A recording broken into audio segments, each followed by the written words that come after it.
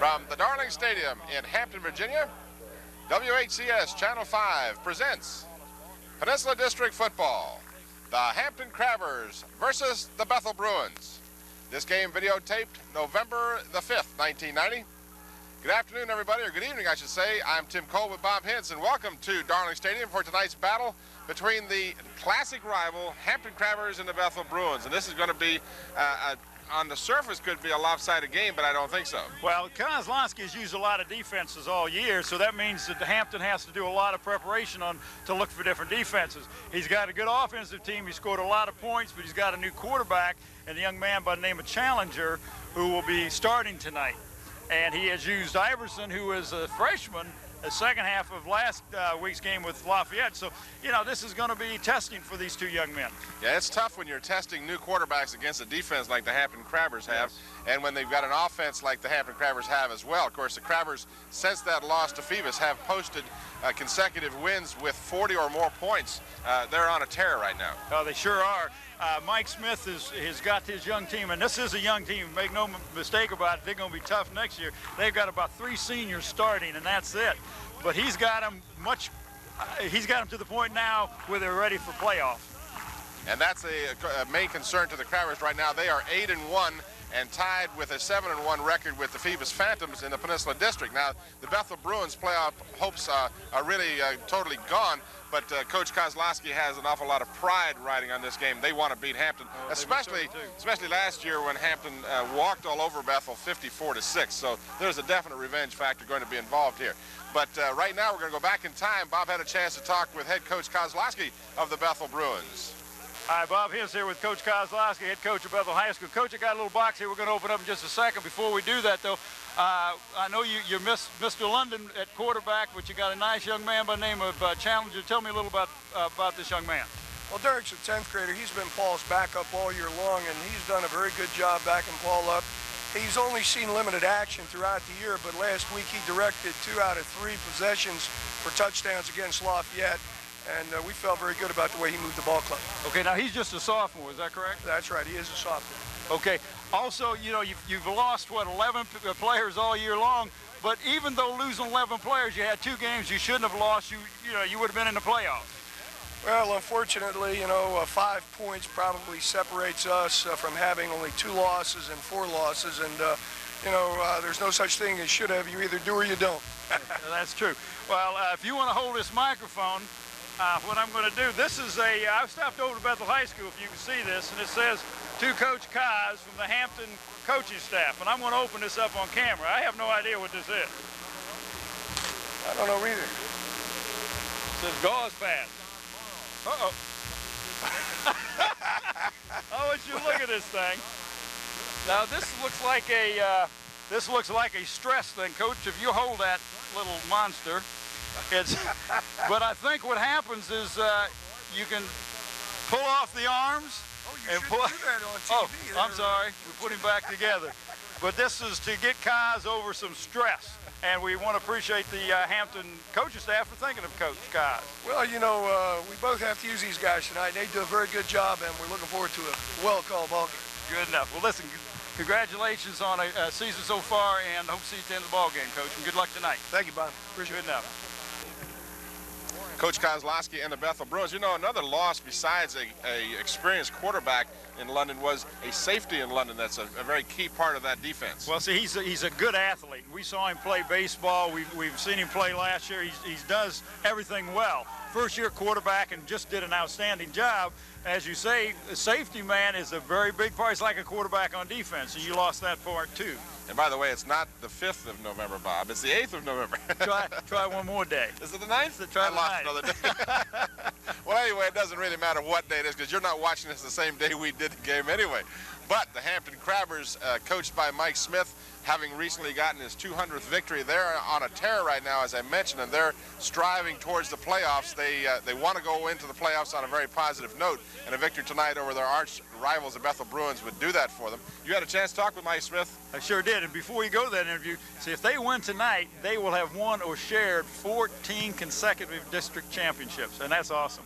It really is. Right now, let's go back and take a look at that interview that Bob had with Mike Smith just a little while ago.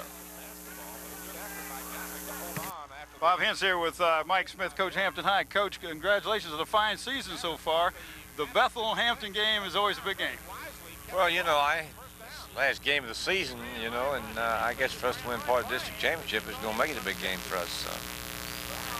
So in that essence, it is. Well, it seems like each year, it's regardless of the records, there's always been a nice rivalry between you and Coach Kaz. Well, I think the rivalry, I don't think there's ever been a rivalry with me with Coach Kaz. There may be one there, somebody's mine, but not mine.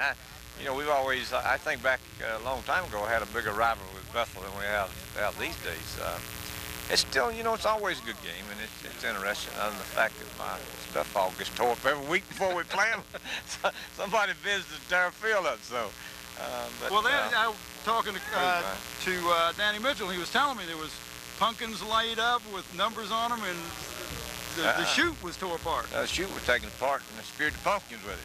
So that made it kind of rough on us practice this week. You know, it really did.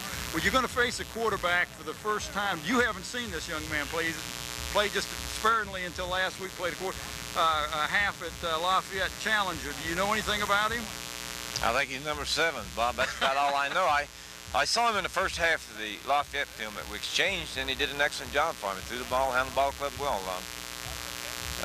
That's all I know about him. He played the first half, and Iverson, number 10, played the second half. Both of them did, I thought, a very good job for their first game at quarterback. I thought Dennis done an excellent job with them. And of course, they've been throwing the ball well with Paul London, and they have some fine receivers. So I'm sure that they're both good kids. They look good against Lafayette. Well, listen, good luck to you tonight, and hope to see you at the end of the ball game. Well, thank you, Bob. Okay, Mike. As you mentioned, the Hampton team with Coach Mike Smith, they're a young team, and they'll be back in force next year, but right now, next year is not on their minds. Right now, the Bethel Bruins are very foremost in their minds. They want to come in with a victory. Well, they really do, Tim, and they're focused on what they've got to do. And like I said earlier, with the multiple defenses that Coach Kaz puts on them, they've got to prepare the team a little more than what they normal. But this is good because this team is used to being prepared. The coaches do a great job. Now, before we leave, I also was talking to Coach Danny Mitchell, the Hampton Crabbers, and he has offered a challenge to you. A hot sausage eating contest. He loves the hot sausage, but he says he needs like a point spread. He needs a little because of the weight difference. And that will probably be live on Channel 5. Okay. Well, stay tuned for that, folks. That ought to be worth the price of admission alone. And by the way, hope ours are just about ready for us. Oh, they're ready. Okay, we're ready. We'll be back with the starting lineups for tonight's game right after this brief timeout. Alternative viewing from WHCS TV 5.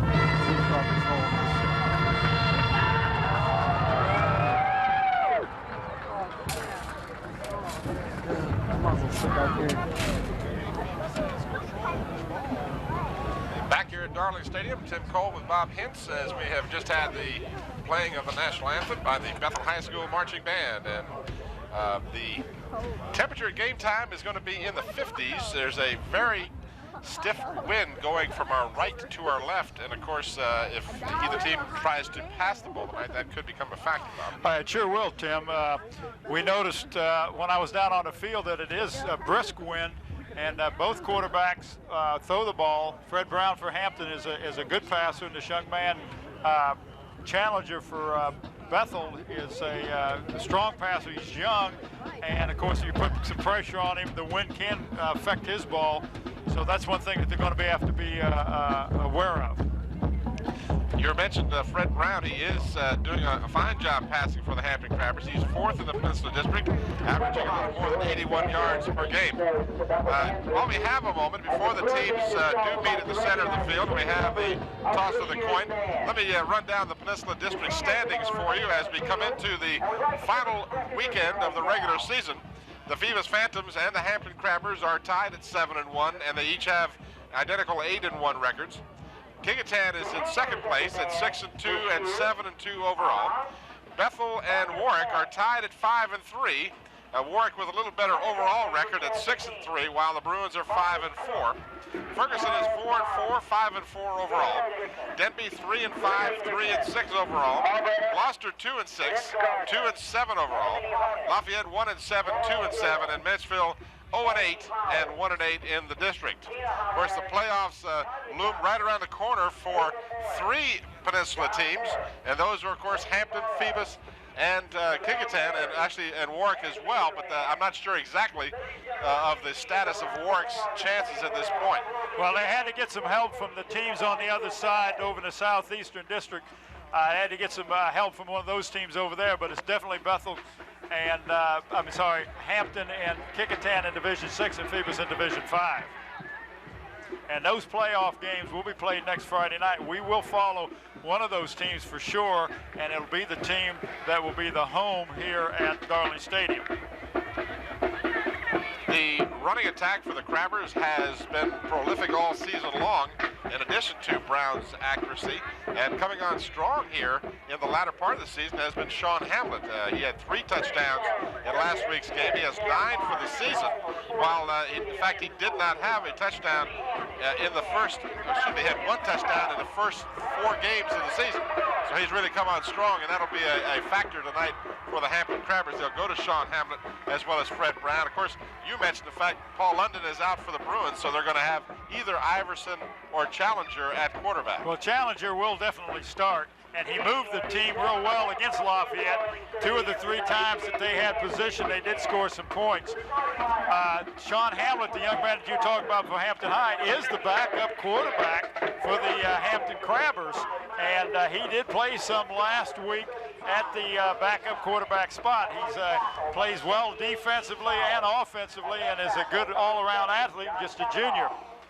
Of course, Kozlowski and his Bruins are going to have to look at a lot of people other than just Sean Hamlet and Fred Brown. There are a lot of good athletes on that Hampton team, as there are on Bethel's team.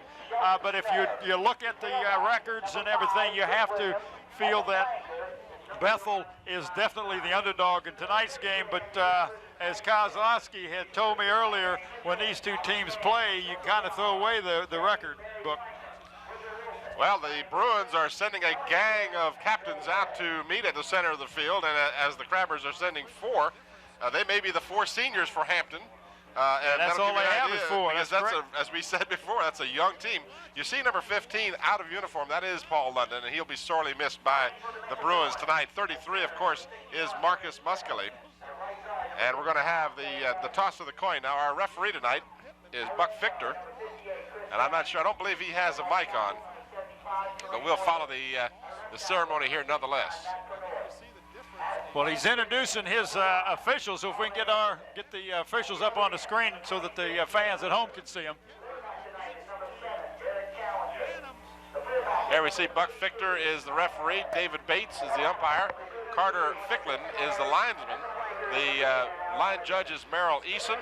The back judge is Mike Mitchell, and the timekeeper is John Wallace. So those are your zebras for tonight's game. And we hesitate to say anything critical of these guys because they have done a fine job all season long. The they most certainly have. For the Peninsula District football season has been superb, and our hats off to these men who get no credit, all blame. Yeah, well, you know, and I miss our friend, Mitch McCullough.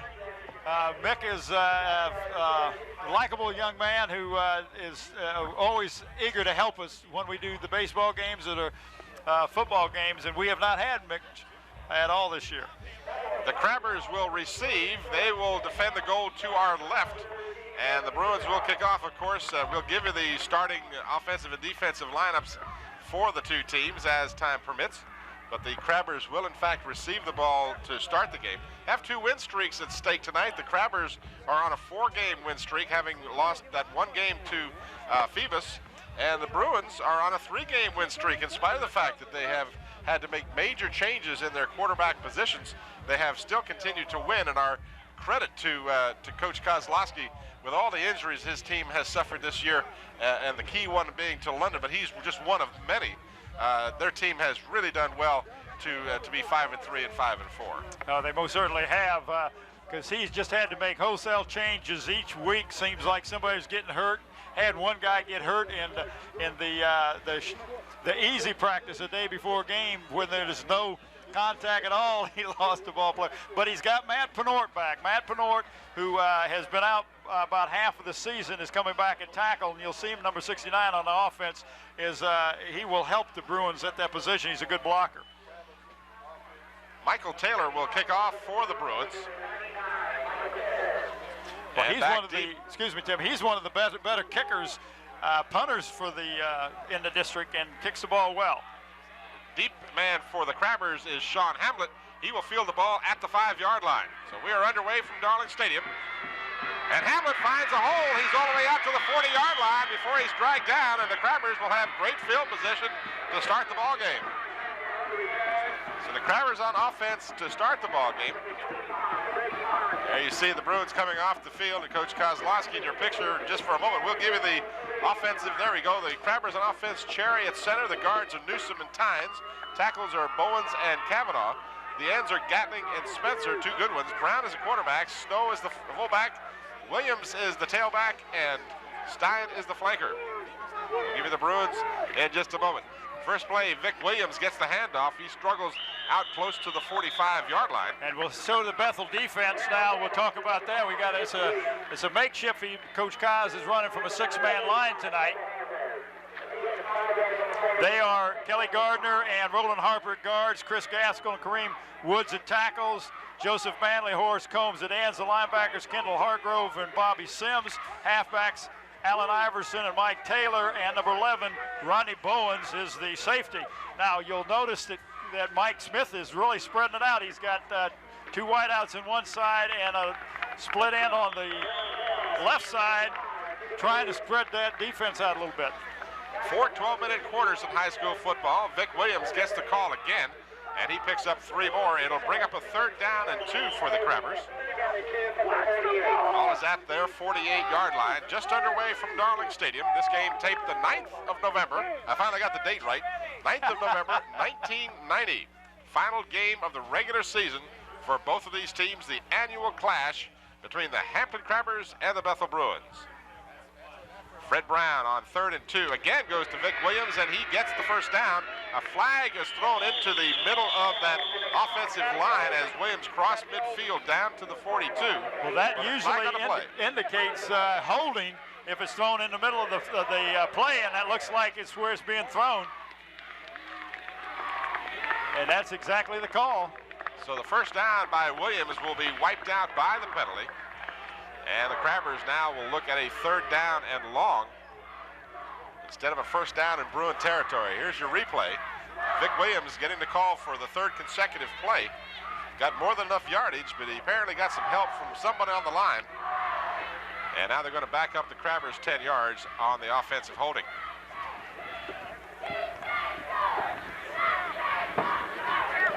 So they'll mark the ball at the 38.5. Holding is the call against Hampton. And now they'll look at a 3rd down and a little more than 11.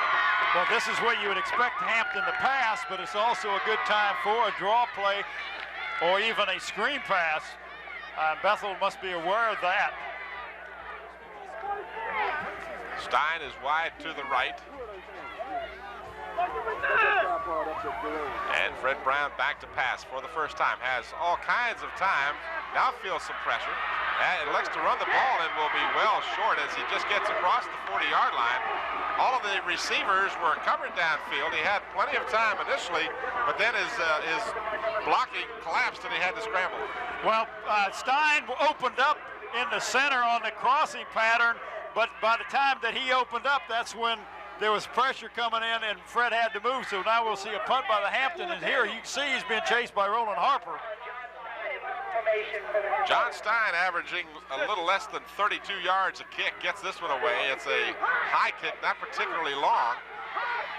And it is down by the Crabbers at the Bethel 39-yard line. A flag down, second flag again, and we'll have to wait and see what this one's going to be. I hope it's not going to be one of those penalty flags every 3 plays nights. Well, and I don't know what this called, but the flag it is clipping, and it's prior to possession, I thought, but we'll see what the official does.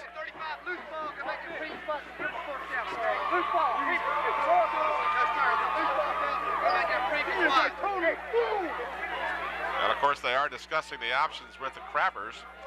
If it is prior to possession, then they would get the benefit of the penalty, and it'd be enough for a first down. We'll wait and see how this one goes. That might be what's going to happen. And that's exactly what's going to happen. That will give them a first down because nobody had possession yet. So that's a big, big penalty against the... Well, they're marking it the wrong way. Buck, turn around. There we go. Don't make me look bad, guys. That's a big penalty against the Bruins because that takes the ball away from them, and that's, in essence, is like a turnover. So the big 15-yard clipping penalty against the Bruins gives the Crabbers a first down. And again, to explain that rule to you, if possession has not been established by the receiving team and the penalty occurs, it's just as if it was an offensive play by the team that had the ball. And it's a penalty if it's enough for a first down, and it is. It gives the Crabbers a first at the Bethel 40. Brown rolling to his left, throws back across the middle, and it's incomplete.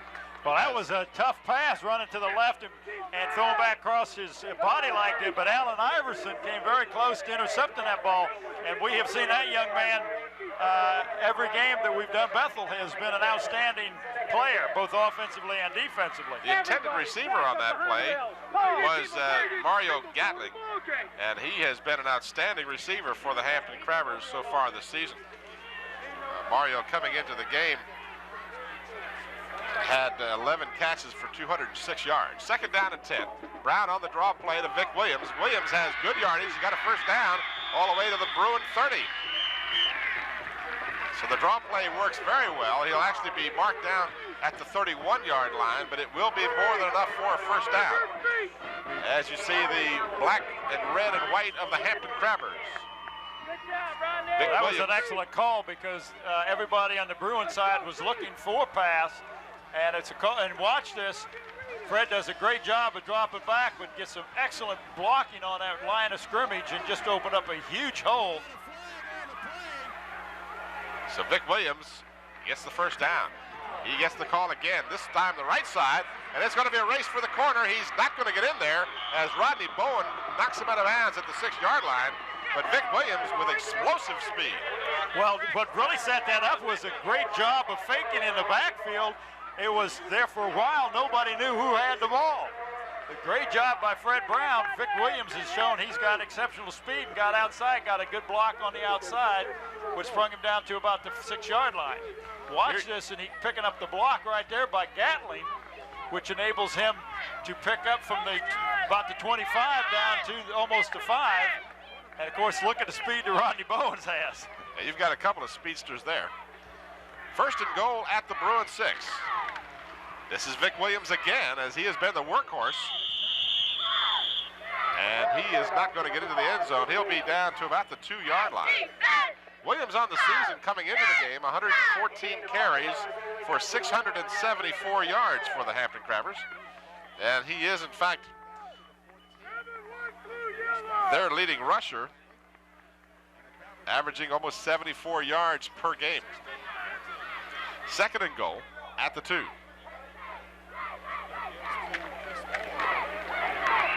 And a touchdown. A momentary hesitation on the officials' parts, but the ball carrier for the touchdown is Shelly Ellison, number 44. And he's just a sophomore. So officially it'll be a 1-yard touchdown run. Coming with 7:45 remaining in the first quarter. And John Stein will be on to try the extra point. The kick is up and it's good.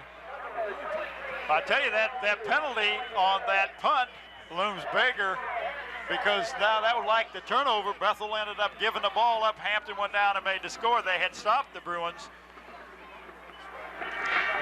Sam Welch, by the way, kicked the extra point, not Stein, but Welch, in fact. Here's the replay on the touchdown, and a Hampton player was shaken up on the extra point. I'm trying to figure out who the player is as he's being helped off the field. And I'll pick up that number for you momentarily. It looks like a 7-something, Tim. That's all I pick up. 78 is who the player is for the Crabbers. That would be Gene Bowers. And hopefully he is just momentarily shaken up and will be able to return. There you see head coach Mike Smith of the Hampton Crabbers, or at least did for a moment there. Of course, a highly successful coach with more than 200 victories at Hampton High School. So John Stein, in fact, will kick off. It's a short kick. And it's rolling near the sidelines, finally picked up at the 24-yard line, and then the return is stopped cold at the 26.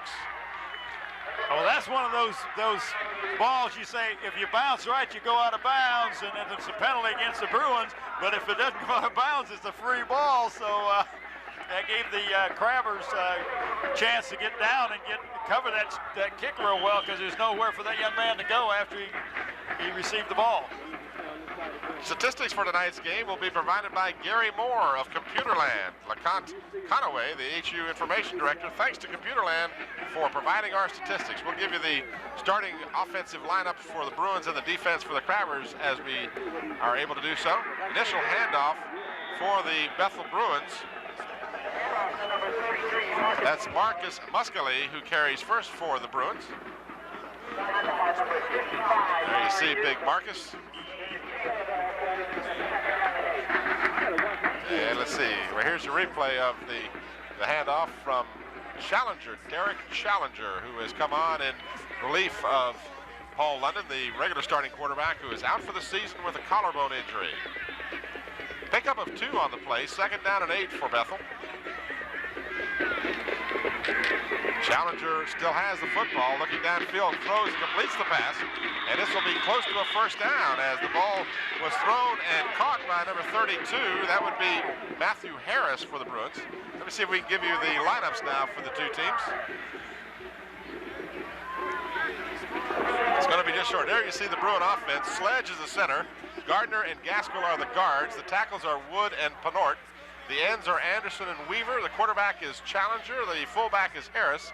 Muscali is the halfback, and Iverson is the flanker. Well, while they're going ahead and measuring for it, let's go ahead and show the Hampton defense. And it's just short, by the way. It's just short of a first down. The Hampton defense, we have Dwayne DeGroove and Lloyd Tucker at guards. The tackles, Dwayne Thompson, Galen Burrell. The ends, Byron Newsom and Reggie Pittman. The linebackers, Eric Capehart, Anthony Cherry. The corners are Tarek Casales and Terry Connor, and the safety is Sean Hamlin. 3rd down and inches for the Bruins. And that was a nice, that was a nice pass by Derek Challenger, rolling to his left. Did a nice job of faking a dive play. And on the quarterback keeper, Challenger gets the first down. Challenger just a sophomore, so that bodes well for the Bruins in the future. Of course, Paul London would have graduated, but it was a shame to see him leading the district when he was injured out for the season. Yeah, it sure was. The ball is marked at the Bethel 37-yard line. We have 6:20 remaining in the first quarter. Hampton leading 7-0 from Darling Stadium. Derek Challenger has Bowens to the left. Handoff is to Marcus Muscali. He stiff arms one would-be tackler, yet another one finally taken down at the 43-yard line. So a good effort by Marcus Muscali. Well, he made about 4 people miss. And he appears to be momentarily shaken up. He's real slow to get up. In fact, he is not getting up yet. Watch they're going to call a timeout. And you'll notice that what he did is after he made a couple people miss, he turned and was really backing up. And there's one stiff arm, and here comes the second one. Those are the two tackles he ran out of, and here he turns and kind of turns sideways and really gets hit as he is falling down. And that is Frank Brown, the trainer out there with Coach Kozlowski, looking at Muskelly. Well, we got a point, breaking action here. Let me talk about the player of the game. We will select a player of the game for both the Bruins and the Crabbers. Both players will receive a plaque that is awarded to them, and it's donated by DC Engraving. And it is a sample of metal photo. DC Engraving is located in York Village Shopping Center on Route 17 in Grafton, and the young man that owns this business, Dave Buckwalder, is a graduate of Bethel High School, and of course he would like me to talk about that. And we'll also be given a shirt which is going to be donated by Turner's Hardware and Sports Place. It has 3 locations, one in Willow Oaks, one at Denby Hardware and Sporting Goods at Denby Square, and the newest one is the Sports Place located at the shops at Hampton Harbor next to Hampton University. Our sigh of relief as Muskelly is able to come off the field on his own. And now Challenger completes the pass at the 39-yard line. Well, you see what Coach Kozlowski is doing. I know it looks like a flag out there on the play, but what he's doing is he's rolling Challenger out to give him more time to find his open receivers, and it looks like it's going to be a penalty. Yeah, he was down across the line of scrimmage. Watch this now. You're going to watch and see Challenger do a nice job of rolling, as you said, Bob, but unfortunately, he is going to go. See the marker right there? Well, I don't know. He was not across that. That's not. He had an ineligible receiver downfield. I thought at first he might have gone across it. I thought the pat on the head is ineligible receiver downfield. No, you're right. I was anticipating because he was dangerously close, but he was not, and that was not the call. So that was a great pass and catch, but 5-yard penalty. Kevin Weaver was on the receiving end of that catch, but unfortunately that is wiped out by the ineligible receiver downfield, and it brings up a 2nd down and 9 with the 5-yard penalty. Well, that rolling out is really giving him about 2 or 3 more seconds to find a receiver, and he throws the ball well on the rollout. I'm real impressed with that young Mr. Derek Challenger. Weaver comes to the near side, and Bowens to the far side. Man moved, but he was able to reset. No flag down. Challenger wings the ball downfield, intended for number 25. That would be Reggie Pontoon. Well, that pass was just a little too high. He was open, but a lot of people wonder why there was not a flag, because the player moved. A wide out or back can move as long as he resets a second before the ball is snapped, and that's what happened. Pontoon was one of those players that was out earlier from injury, so again, Coach Kozlowski happy to have him back in the lineup. 3rd down and 9 for the Bruins. Challenger still has the ball, rolling to the near side, throws the ball up for grabs, and it is intercepted at the 43-yard line. That's number 81 for the Crabbers, who intercepted that. Reggie Pittman. Reginald Pittman intercepts for the Hampton Crabbers, and they'll have great field position. The ball at the Bruin 33-yard line. Yeah, that's the hardest pass for a right-handed quarterback to throw, rolling to his left. Watch this nice job of faking and rolling. Derek Challenger makes the pass. It just, I think it was not intended for number 32. There was another receiver downfield, but Pittman did a good job of getting in the zone. He certainly did, as Pittman had to go high in the air, tipped the ball to begin with, and then controlled it. An excellent effort on his part. Vic Williams with a good effort gets substantial yardage, about 6 on the play. Pittman is 6'2", so he used all of his height there to get that interception. Pickup of about 6 on the play by Williams. 2nd down and a short 4. Here's your replay of the effort by Williams. There you see him dragging a would-be tackler. I mean, he is just not going to go down unless you bring him down bodily. And little Eric Williams is not the biggest man out there either. He's only 165.7. Brown will take the loss as coming over to put the stoppers on him. number 89, and that is Jose Manley. So Manley, Brown faked into the line, faked the handoff to Shelly Ellison, and it would have been better off had he handed off to Ellison. Well, he lost a yard. It's 3rd and 5. It was 2nd and 4. That was a nice defensive play by Manley. 3:24 remaining in the first quarter. Hampton driving and leading 7-0. 3rd down and 5 at the 27. Brown on the option play keeps the ball and gets the first down at the 20. So Fred Brown, who's not afraid to run the ball, showed good moves that time, and as soon as I can, I'll find out here. Brown has 73 carries for 253 yards on the season. And by the way, we want to thank our friends at the Daily Press for providing these statistics to us. He did a great, this is the play before where he was stopped on the same play on the option play, but the next play, of course, is where he picked up the first down yardage. First down at the Bethel 20. Right side handoff. Shelton Snow in the ball game carries for the first time. He's got 14 carries for 40 yards on the season. Not used all that often. There you see the Bethel Bruin mascot wearing the red, white, and blue tonight, as the bands will be honoring our military in a special halftime presentation, which will be seen at the conclusion of tonight's ball game. So that'll be coming up after the game is over, so we can show you it in its entirety. Fred Brown keeps the ball, and he darts and weaves his way all the way down to about the 6-yard line, and it'll be 1st and goal for the Grabbers. Well, that is a lane that is open, and he's faking that pitch and taking the ball down. They got to get somebody on the quarterback. We have a timeout being called. Oh, I don't know if it's a, no, it must be just momentarily timeout to move the clock. That's what it is, to move the chains, and it's 1st and goal. Here's your replay. You see Brown, as you said, Bob, he's got Hamlet trailing, and Brown just goes all the way on his own. Well, he gets some nice downfield blocking. John Stein there, number 1, was doing a good job of blocking, and you can see he's down at about the 5-yard line. 1st and goal at the 5. Inside of 2 minutes to go in the quarter. And a fumble on the exchange. Brown falls upon the ball at the 8-yard line, so that'll be a 3-yard loss. Well, there was a back, look like number 89 for the Hampton Crabbers. There was nobody guarding.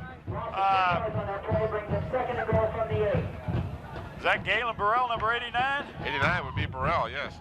Well, there was nobody guarding. He was wide open in the end zone. But Brown just never had a chance. Brown never had a chance and never had the ball. So it's 2nd down and goal at the 8.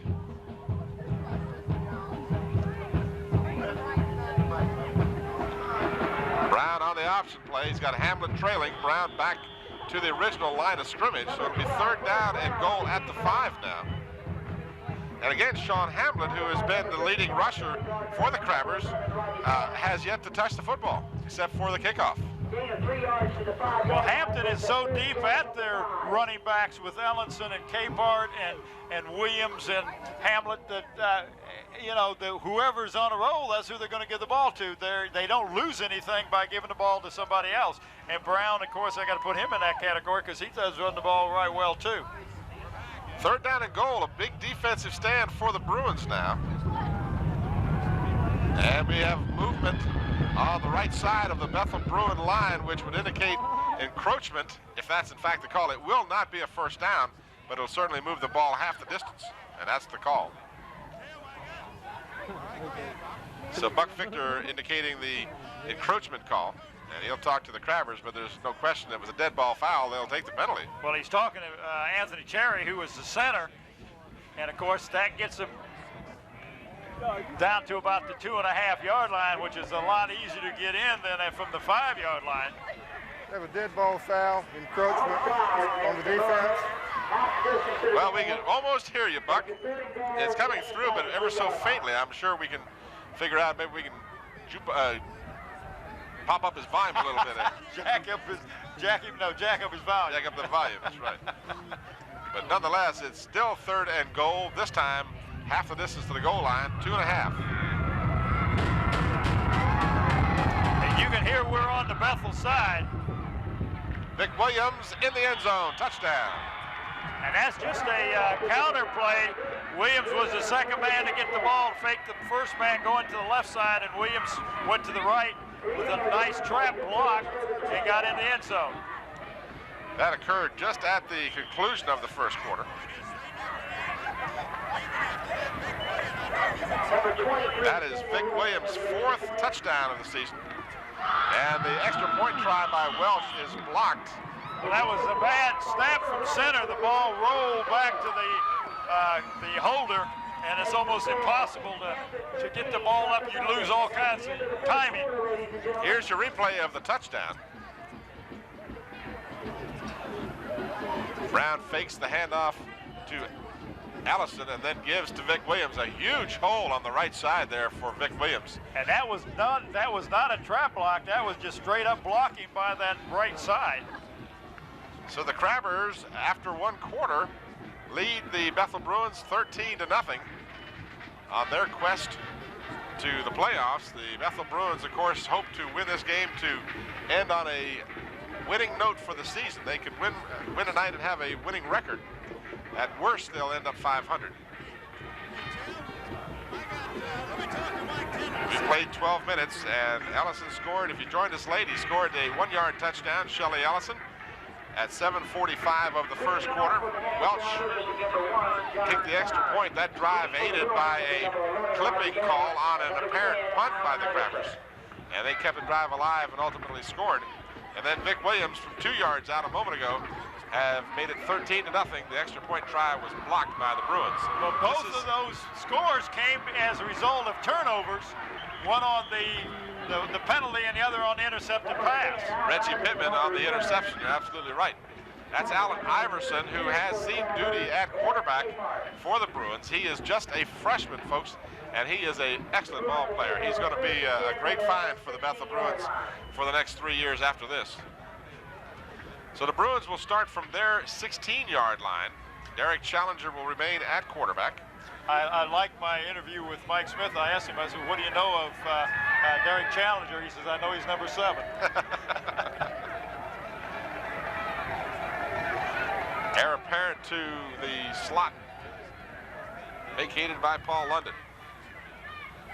Challenger still has the football, and he's got 2 Crabbers in his face. Throws, completes the pass to Muscally at the 24-yard line, and he actually loses a yard. Well, they spotted it back where he caught the ball. Yeah, the forward progress will be at the 24, and it'll pick up. Excuse me, that's Merrill Eason, who spotted the official down there. And a lot of times you lose the spot because of being driven back, but he did a good job on the spot. Here's your replay. Nice catch. He was in traffic and hit.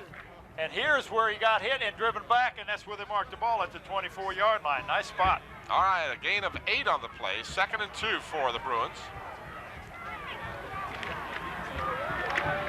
Challenger this time hands off to Muscally, and he is stopped cold.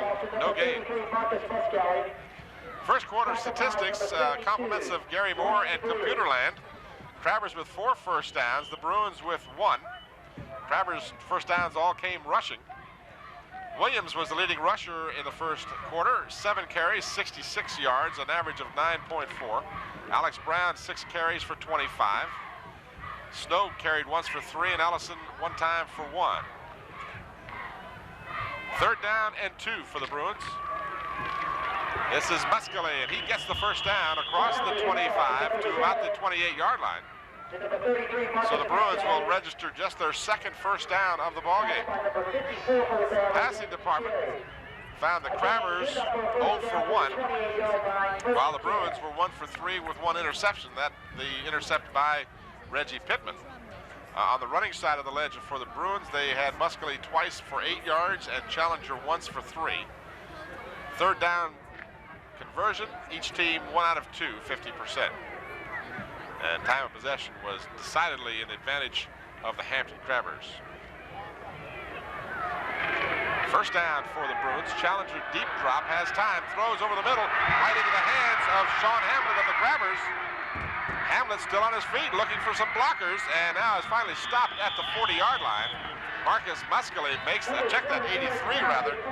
Number 83 for the Bruins making the tackle was Kelly Rogers. But the Crabbers have picked off their second intercept. Well, he had a wide open receiver. He just overthrew him right to Sean Hamlin.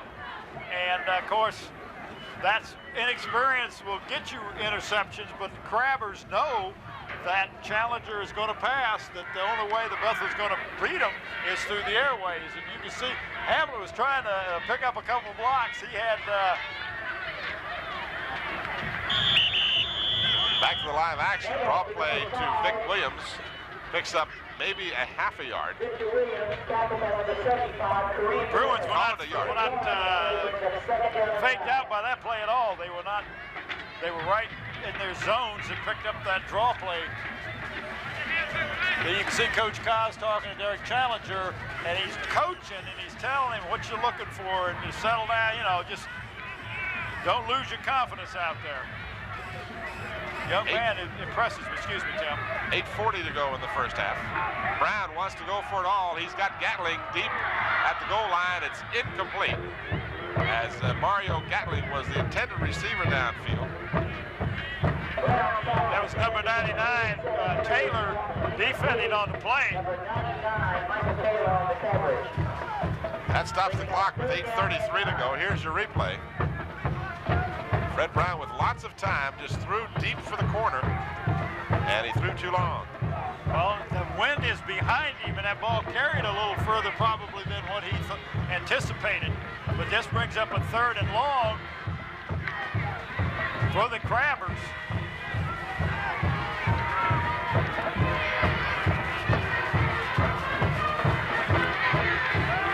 Brown again back to pass. Has a lot of time once again. He's got a man wide open on the sideline. In full stride, the 10-yard line. Touchdown! Wow, he was wide open. Somebody blew an assignment over on that side for the Bruins. That is Reggie Pittman, and rightly so, as he set up that second touchdown. This time he scores a touchdown. 41-yard touchdown pass, Brown to Pittman. So the big red machine is rolling here in the first half. As Welch will try the extra point. It's long enough, and it's good this time. This one comes with 8:25 remaining in the half. Watch this replay. As you said, Fred Brown's got a lot of time to go back and set up. And he just looks over the field looking for the open receiver, and he finds Pittman over on the right side. And it looks like a blown coverage because he was so wide open that somebody did not pick him up. And as you can see, Rodney Bowens is coming over, but even with Rodney's speed, he's not going to stop that score. 41 yards from Brown to Pittman. And the Crabbers routing the Bruins early here in the first half. 20-0.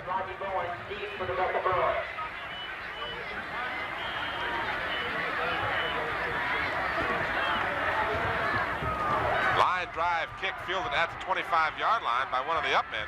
He's out to the 35. That's where the Bruins will start. Well, that was number 45 for the Bruins. Trying to figure out who he is. That's Mark Harvey. I got Bob Croft looking over my shoulder and playing with me. You know he's going to help you. You know Bobby is going to always give you a little extra help, right? He tells me when my clothes are disarrayed when I'm on camera. You see Coach Kozlowski trying to figure out how to get his team back in this ball game as the explosive Hampton Crabbers have posted 20 points, and we still have 8 minutes to go in the first half. Flag down in the backfield as the handoff is going to be good for about 2 yards. That's Marcus Muscali. We haven't seen Steve Ripsey carry the ball tonight for the Bruins, and we understand recently when we saw them play, he was suffering a hip pointer, so perhaps that's still bothering him. I'm not sure what the flag is. Must be illegal procedure or motion or something.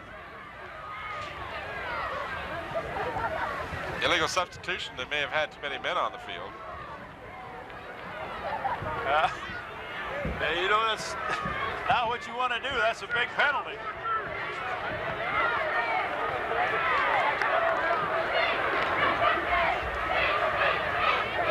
So that's a 15-yard penalty. That's a real painful one there. And I believe that's a loss of down. Our good friend here, the timekeeper to my left, is letting me know some of the stuff. Mr. Wallace. Mr. Wallace, to you.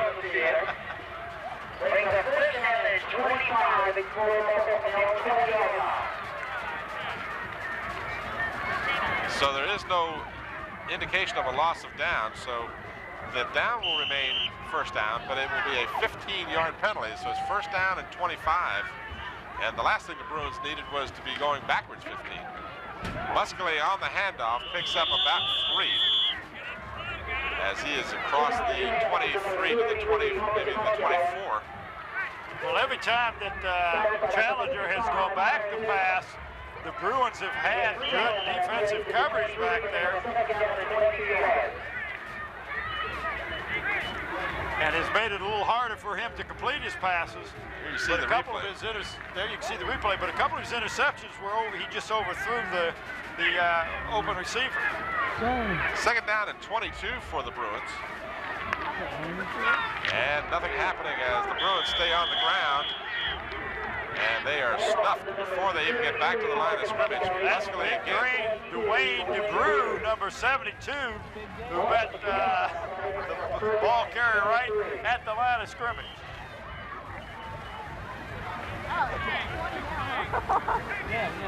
No gain on the play. Third down and 22 for the Bruins.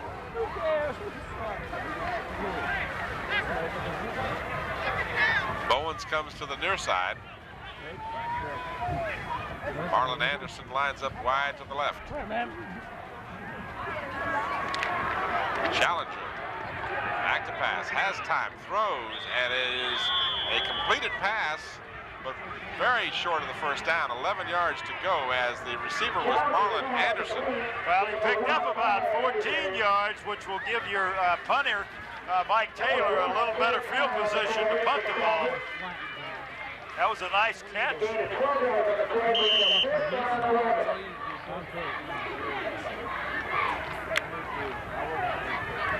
So it's fourth down and 11 for the Bruins. Here's your replay. There you saw a nice play by Anderson to get open on the comeback, but well short of a first down.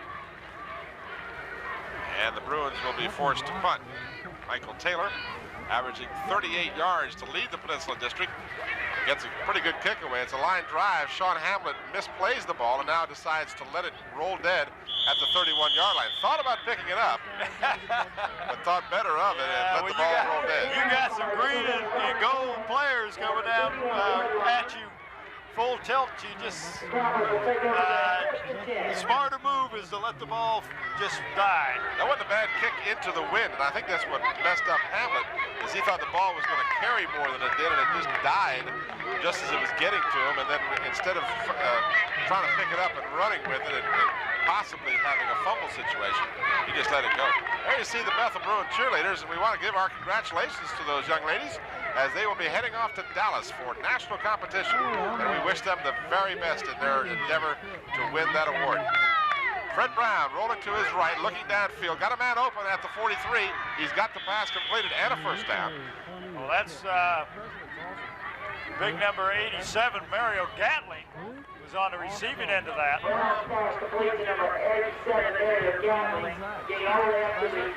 So Gatling picks up a first down for the Crabbers. Gatling coming in the game, as I mentioned, 11 receptions for 206 yards. His best game was a 3-catch night against Kecoughtan back in the second game of the season. Brown on the draw play to Vic Williams. Williams tries to and does get outside. Oh, what a nice move by Williams to cut back. We've got a flag downfield. He'll go to score. The only question at this point will be, is the penalty going to be against Hampton? What a nice move he made. It looked like he was stopped on that far sideline. And he made a couple of people miss tackles. But as you said, we have a yellow flag, and it is a clip, and that'll bring the play back. That flag was so far away from the play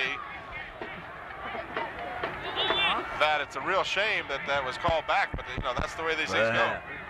Williams did a great job. Here you see him going to the outside. He sees it all bottled up, and What a great move to cut back across the field. Now watch here. He'll shift the ball over, and the penalty flag is going to fly right in this general area here outside your picture. You couldn't see it on the replay, but it occurred away from where Williams was. But a break for the Bruins as it'll be called back. He's turning his mic off to talk and on. That happens every now and then. He'll get the hang of it. Talking about our head official, Buck Fickman. So this is the turning point now. So the penalty assessed from the point of the foul. It is first down and 6. And again, Brown goes for all of it. He's got a man, and touchdown. And that is number 81 again, Reggie Pittman. That's a 48-yard touchdown pass. So 41 and 48 yards to Pittman here in the second quarter. 4:44 to go in the first half. The Hampton Crabbers are taking it to them.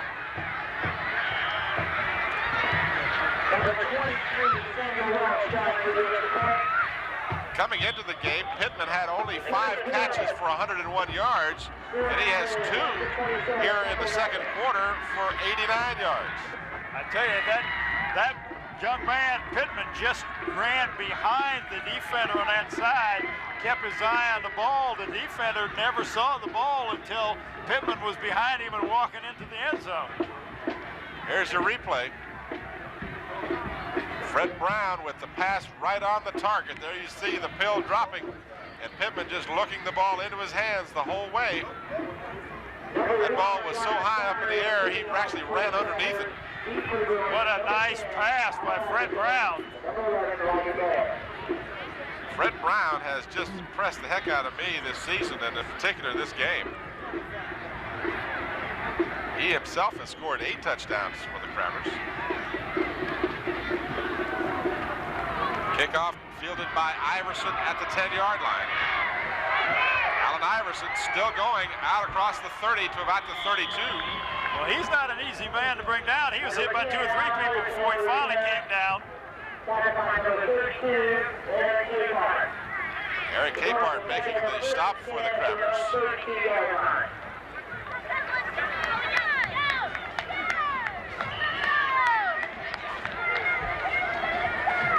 The Bruins will start from their 32-yard line. I think I heard my director, but I'm not sure. Yeah, that's what I thought. Unfortunately, our communications. Okay, we'll do it right after this play. First down and 10 from the 32. Challenger back again, wants to throw. Completes the pass to Rodney Bowens. No, he didn't. Bowens had it, but then lost it. We'll return to our first half of the ball game, but right now, let's take a brief timeout.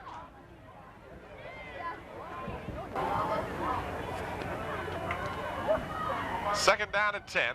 Challenger over the middle. This time completes the pass to Rodney Bowens, and he's got the first down and then some. He's across midfield to the Hampton 49-yard line. Well, there's an excitement, Mr. Excitement when he catches the ball, Rodney Bowens, because he's got such good speed.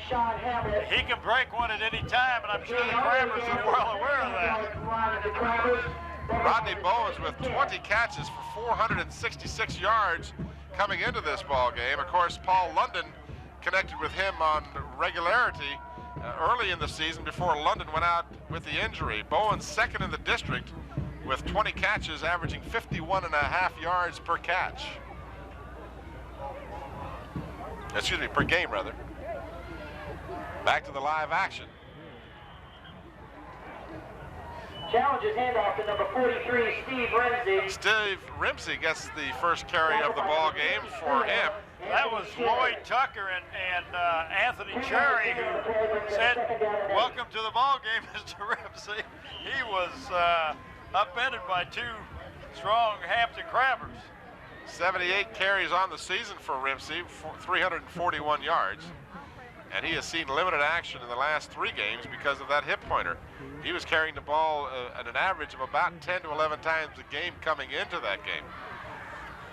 Gain of 2 for Rimsey, second down and 8 for the Bruins, 2:55 remaining in the first half. Challenger again throws, and again he's picked off. 18-yard line. Sean Hamlet has his second intercept of the ball game. Number 7, Derek Challenger's pass intercepted by number 9, Sean Hamlet. So Hamlet has picked off 2.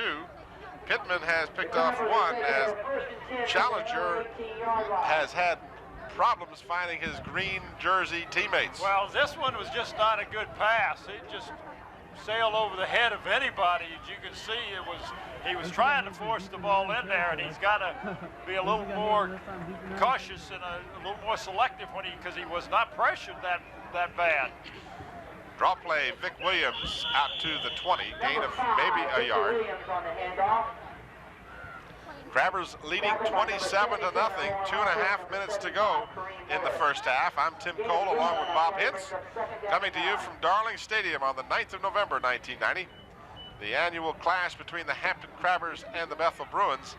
And unfortunately for the Bruins, this looks too much like a repeat of last year when the Crabbers won 54-6 and are leading 27-0 here with the moments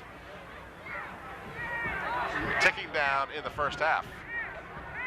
Second down and 9 for the Crabbers. Brown rolling to his right, looking and almost had it picked off. In fact, the ball was tipped, but it ends up in the hands of none other than Reggie Pittman again. Reggie is really coming into his own, and that may be the people keep looking for Mario Gatling. That's going to open up some other people. Here's your replay. Brown rolling to his right on the play action fake. Gets great protection, but you're right. That's number 21 for the Bruins that almost picked that ball off. That was Horace Combs, who almost got the ball for Bethel, but almost only counts in horseshoes and hand grenades, as Pittman gets the first down for the Crabbers out at the 37. Draw play fumble. And let's see, I believe the Bruins may have come up with it. They have. So with 1:48 remaining, the Bruins have the ball at the Hampton 35-yard line. This might have been the break they needed to get back in this ball game. Well, that's definitely the first time they've been in Hampton territory tonight. And you talk about good field position. You got 1:48 to go. You hope that you can get something on the board to go in with something positive at halftime.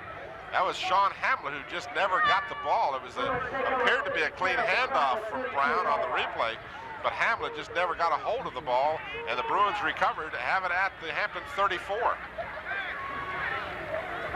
So the Bruins almost with too many men on the field get that extra man off.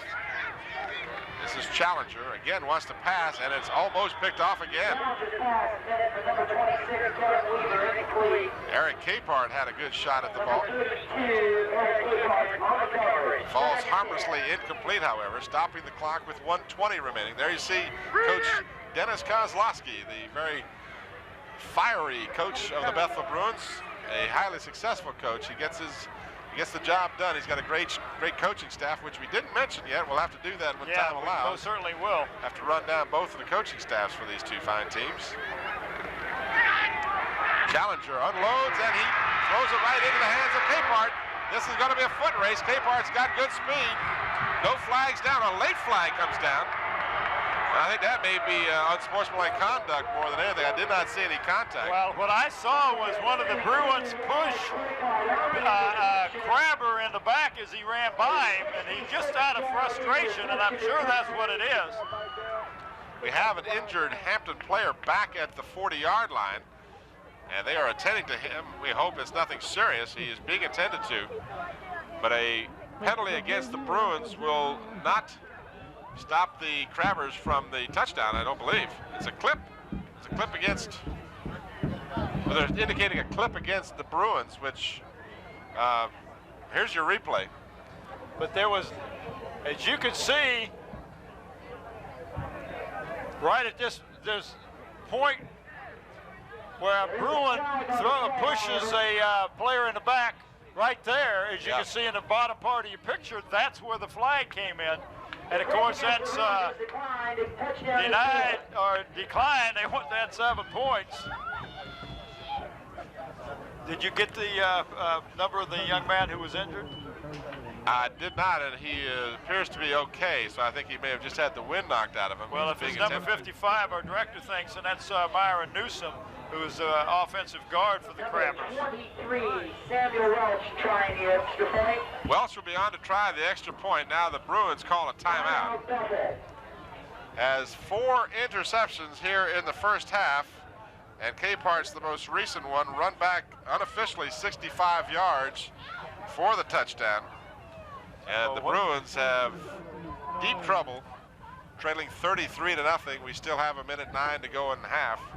Mike Smith making his way out, as is Coach Kozlowski, to the Bethel Bruin huddle. Timeout called. You had a chance for the Bruins to get on the board with great field position and then turn the ball over in one play, and it goes right back, and Hampton gets the touchdown and now can go in with a 30-some point lead. That really puts a big burden on this young Bethel team. But I tell you, Coach Kaz will go in at halftime, and he will convince these young men they have a chance to win this ball game. And they'll come out, and he's got some tricks up his sleeve. We would love to give you one of our Channel 5 schedules. However, we are no longer able to mail out copies, but you may pick up a Channel 5 schedule by coming to the office at 1819 Nickerson Boulevard in Hampton between the hours of 8 and 4, Monday through Friday, for your Channel 5 schedule. The extra point try by Welch is partially blocked, no good. That was a high snap from center that time. We also would like to remind the fans out there that they have this week to get in some cards and letters to us so they can be in the drawing for the stadium seat, which is being donated by Turner's Hardware and Sports Place in Willow Oaks Shopping Center. That's a solid gold stadium. Yeah, oh, it's a nice one. And of course, send your letters to 1819 Nickerson Boulevard, in care of Channel 5, WHCS, Hampton, Virginia 23663. Well, the Crabbers have been on a tear ever since they were upset, or at least beaten by the Phoebus Phantom. I say upset, that's not really the appropriate word, as the Phantoms certainly a superb team at 8-1. And the Crabbers, almost acting like they were angered by that defeat, have come out with a vengeance against their opponents ever since. Allen Iverson down the sidelines, goes out of bounds, or at least is knocked out of bounds. He does a lot on his own. It was plugged up in the middle. He just took it outside and outran a couple people and broke one tackle before they ran him out of bounds at about the 34, 35-yard, 36-yard line, it looks like. Watch the replay. But this is a return up the middle, but it is plugged up. Makes a good move here, gets away from one tackler, and just outruns 2 others before he is run out of bounds. Bruins will start from their 36-yard line. Challenger on the draw play to Muscali, and Muscali struggles and I mean does a great job of getting what he got all the way out to the 44-yard line. He was bouncing and turning and bouncing off of people and breaking tackles and picked up about 7 yards. You know, talking about Hampton after that defeat by Phoebus, they have defeated Gloucester 42-9, Ferguson 41-0, Denby 42-12, and then last week Menchville 51-8. So they're averaging more than 44 points a game since that game where they were beaten by Phoebus. And they've got 33 on the board, and we're not through with the first half yet. Challenger throws, and it's caught by a man on the sidelines. It was a Bruin. Frank Brown, a former quarterback for the Bruins. Definitely an ineligible receiver. Clock stops with 15 seconds remaining in the half.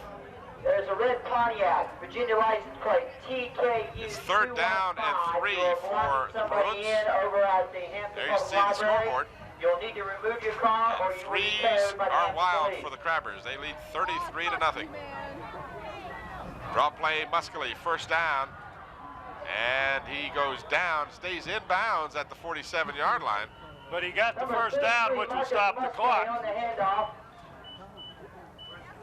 So a momentary stoppage of the clock, and now the Bruins, in fact, will use their 2nd timeout of the ballgame. Should be their 1st. That's their 1st timeout. And no, Bruins used one down here at on an extra point. If you scoreboard's lying to us.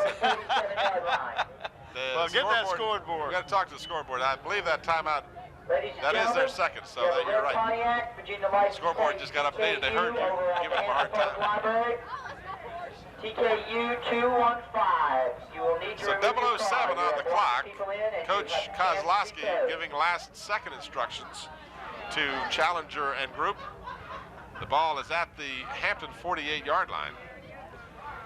And of course, the Bethel Bruins would love nothing better than to be able to put some points on the board before the half. Have a little momentum coming into the second half. I'm going to give myself a little task here of finding out how many quarterback touchdowns, how many Brown quarterback touchdowns we've had for Hampton. That's what those hot sauces do. They just burn your tongue. Boy, I tell you, that's a treat down here at Darling Stadium. And I've been challenged by Danny Mitchell, and I'll be glad to accept that challenge at a hot sausage eating contest. No handicaps here. Mitchell can put it away. I'm just repeating what he said. Bowens, he had a hand on it. Rodney Bowens as the Hail Mary pass 55 yards in the air, and Bowens got a hand on it, but he couldn't control it. That is the end of the first half. So that is your first half of action. It's been all Hampton Crabbers as they have picked off 4 Bruin passes, and they lead at halftime 33-0. We'll return with our second half of action after this brief timeout. Watch this replay of the last play of the first half.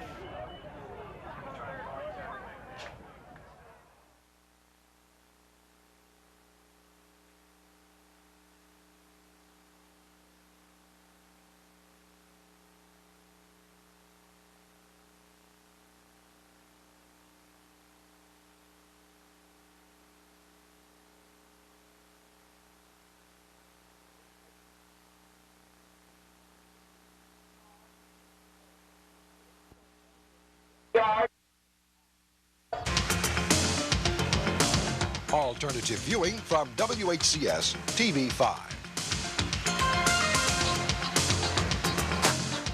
5 yards rushing and 46 passing. From 4 for 13 with 4 interceptions. 33-0 is our score at halftime. The Hampton Crabbers leading the Bethel Bruins. The statistics will bear out that same indication. Crabbers with 8 first downs, 4 rushing and 4 passing.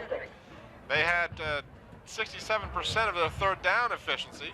Total net yards, 212 yards. Average gain per play, 8.8 yards. They had 90 yards rushing on 18 carries, averaging 5 yards per rush. Total of 122 yards passing as Fred Brown was 4 out of 6, averaging more than 20 yards per pass completion. They had just 1 punt, that was 23 yards. And the Crabbers fumbled the ball twice, losing it once. They were penalized 2 times for a total of 8 yards in the first half. They had 5 touchdowns, and they were in possession of the ball for 11 minutes and 16 seconds. For the Bruins, 4 first downs, 3 out of 5 third down efficiency, 60%. They had a total net yardage of 81 yards, averaging 3.5 per play. Net rushing of 35 yards, total on net 10 carries, 3.5 per carry. 46 yards passing, 4 out of 13 in the passing, but unfortunately, of those other 9 incompletions, 4 of those were interceptions, and 1 of those was a touchdown by Eric Capehart. Average gain per pass, 3.5 yards. 1 punt for 35 yards for Taylor. They were penalized 3 times, and that was 23 yards for the Bruins. Individually, for the Hampton Crabbers, Williams was the leading rusher with 65 yards on 10 carries. Alex Brown had 21 yards on 6 carries. Snow carried once for 3, and Allison 1 time for 1 yard. Alex Brown was 4 out of 6 passing, 122 yards. His longest pass was 48 yards, and he threw 2 touchdowns and did not have an interception in the first half. Receiving, Reggie Pittman, 3 catches for 107 yards, the longest 48, and 2 of those catches were for touchdowns. And Spencer had 1 catch for 15. For the Bruins, Muskelly was the leading rusher, 8 carries for 30 yards. Challenger carried once for 3, and Ripsey once for 2. A total of 10 carries, 35 yards for the Bruins. The longest was an 8-yard carry. Challenger was 4 out of 13 for 46 yards. The longest was 19 yards, and he was picked off 4 times. Bowens had 1 catch for 19. Anderson 1 for 12. 1 for Muscally of 8, and Matt Harris had 1 for 7. And the 4 intercepts, Hamlet with 2, Capehart with 1, and Pittman with 1. And the kickoff to start the second half. Well, that was a very short kickoff, and the Bruin was very, very smart in just downing the ball. Sometimes you have a mental lapse and you let that ball go like it's a punt. And of course, as you said, that ball is live after it goes 10 yards. It most certainly is. We'll see what kind of adjustments the Bruins made during halftime to see if they can get some points on the board. The Crabbers only 1 possession did they not score in that first half. This is Marcus Muscally, and he struggles out close to the 45-yard line. Pickup of about 3 on the play. I want to remind the folks that the halftime show, which was a very impressive one, we saw it live, and of course, you can watch it at the conclusion of the ball game tonight. A joint effort of the Hampton High School and Bethel High School marching bands, and I think you'll really enjoy it. A tribute to our armed forces, both home and abroad, right here from Darling Stadium. A very fine halftime show. Second down and 7 for the Bruins at the 45-yard line. Derek Challenger continues at quarterback. His pass is tipped and then caught at the 46-yard line. On the receiving end of that pass was number 83. That is Kelly Rogers, a 5'11" sophomore for the Bethel Bruins. At halftime, we have Dave Chubb up here, who is the one of the owners of Turner Sports Place, Hardware and Sports Place, and the Denby Hardware and Sporting Goods, and the new sports place over at Hampton University. And we appreciate him stopping by and talking to us. As you can see the replay here on this pass, and the pass was a little bit low, and it went off of a Crabber right into the Bruin hand. As we get back to Challenger on the play action fake, incomplete. And it'll bring up a 4th down for the Bruins, as the intended receiver was Matthew Harris, number 32 for Bethel. Clock stops with 10:56 remaining here in the third quarter. Crabbers got 2 touchdowns from Pittman on long passes from Brown. Capehart a interception return of 65 yards. And Ellison and Williams each scored for the Crabbers in the first half as they lead 33-0 in this annual clash between Hampton and Bethel. No rush at all on the punter. Ball takes a Bethel bounce down inside the 22, about the 18-yard line, where the Crabbers will take over 1st and 10. Again, we want to remind the viewers to write in to get a chance to get that stadium seat that we're going to give away at the ball game next week, whatever the game that we do, whichever the playoff game, and it looks like it may be Phoebus at this point. I'm not sure, but we want, you know, you've got this week to get your cards. That's right. And letters. We gave an extra week because technically this should have been the week that we did it. This yeah. is the last game of the season, technically. Technically. So because we were flooded with postcards, we'll give you one last chance. Vic Williams, and a flag down at the line of scrimmage. Number 5, Victor Williams on the handoff. So Vic Williams continues his success running the football. We got a holding call against the Crabbers, and that'll take the ball back and negate that nice run by Victor Williams. Also like to remind the fans that we will be giving away a plaque donated by DC Engraving in York Village Shopping Center, as you can watch the replay of this play. It is a sample of metal photo and is donated by DC Engraving, and also the shirt that we'll give to the player of each one of these 2 teams tonight, player of the game, that will be picked by yours truly and Tim Cole. And the shirt, of course, is donated by Turner Sports Place, Turner's Hardware and Sports Place in Willow Shopping Center, and I also have a place in Denby Hardware and Sporting Goods in Denby Shopping Center, and one over there by Hampton Institute called the Sports Place. So our referee, Buck Fichter, having problems with the microphone, is going to, looks like he's going to take it off and bring it over to the sidelines. That we'll charge him for that, of course. What's that? Microphone is about $600, isn't it, Bob? We'll have to take it out of his pay. Yeah, you might not know that. He's trying to give it to a cameraman who's not one of ours. Is that our man down there? Yes. That's Sammy. That's Sammy with the Chicago Bulls hat on. Yeah, Sammy came all the way from Manassas to be here this ball game tonight. It's first down and 15 for the Crabbers. And this is a draw play to Vic Williams trying to get outside, and a good open field tackle by Allen Iverson brings him down at about the 17-yard line.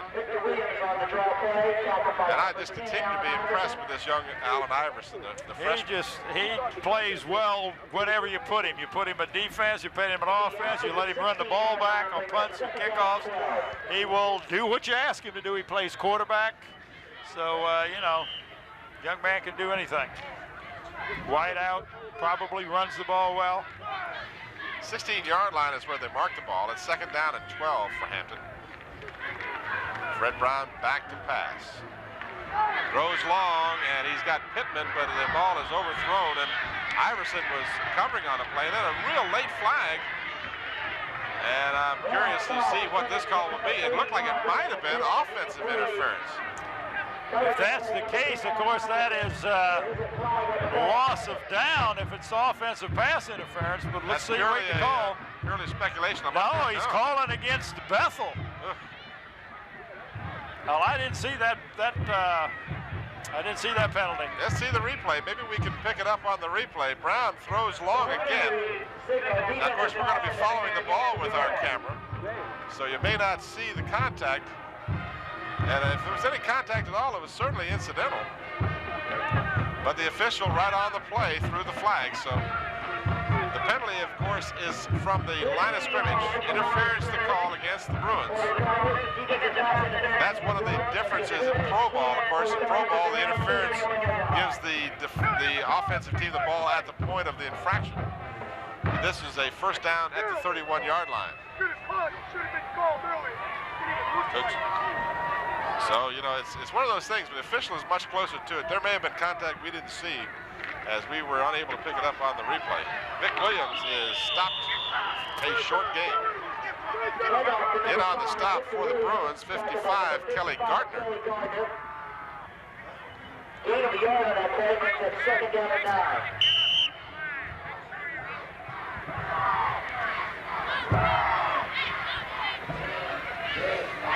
Pickup of a yard on the play.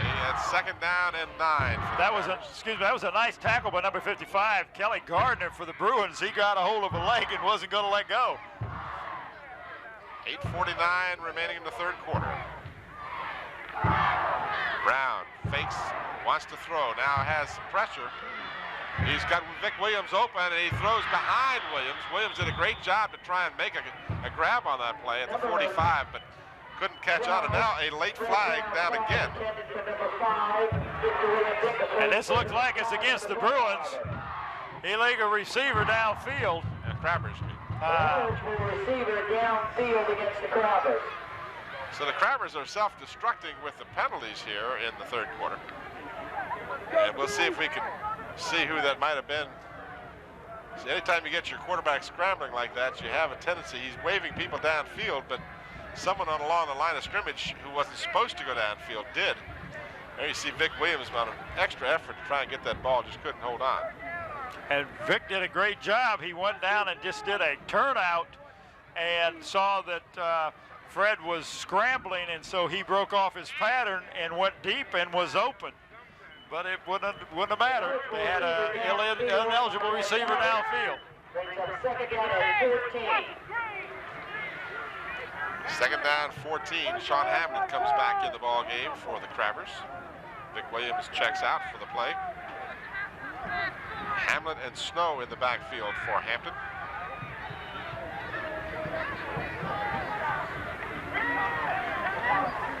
Brown has Gatling open at the 40-yard line. Gatling still on his feet. And he's Down the sidelines, but he will not be able to get away from the pursuit. But he's all the way to the 22-yard line, and now you start to look all around the field to see if there's a penalty. Right. Well, what happened that time is when Gatling made his cut, the defender for Bethel slipped. And, of course, when you slip, you lose a couple of seconds or whatever, and that just opened up Gatling, but was a nice pass for Fred Brown. And watch as he gets excellent protection. You can't see the receiver because he had fallen down. But Gatling does a good job of running after he catches the ball. Finally, Mike Taylor, along with number 21 for the Bruins. And that's Horace Combs combined to make that stop. Sean Hamlin on the carry, another flag on the play. Boy, is that a phrase I'd rather not use all night. It's like every other play we've seen a flag tonight. It does seem that way, and although the statistics didn't bear that out in the first half, only 4 penalties called, but they've made up for it here early in the second, and another penalty against the Crabbers. Holding again against Hampton, and that'll back them up. So that'll wipe out the gain by Sean Hamlet, and he has not done a lot with the ball tonight, although coming into the game, he was the leading rusher for the Crabbers. Certainly had 3 touchdowns last week. Did I say the leading rusher? I correct myself. Vic Williams is the leading rusher, but Hamlin had been doing well. He had 65 yards last week, while Williams had just 159. 159. Hamlin, Williams has been on tear also. The penalty moves the ball back. First down and about 17, and the pass, which might have been a lateral, we'll have to wait and see how they rule that. Well, he ruled incompleted pass on the sideline. John Stein was the intended receiver. That time John tried to run before he got the ball. He actually took his eyes off the ball. There's a good shot at those Bethel cheerleaders that you're talking about.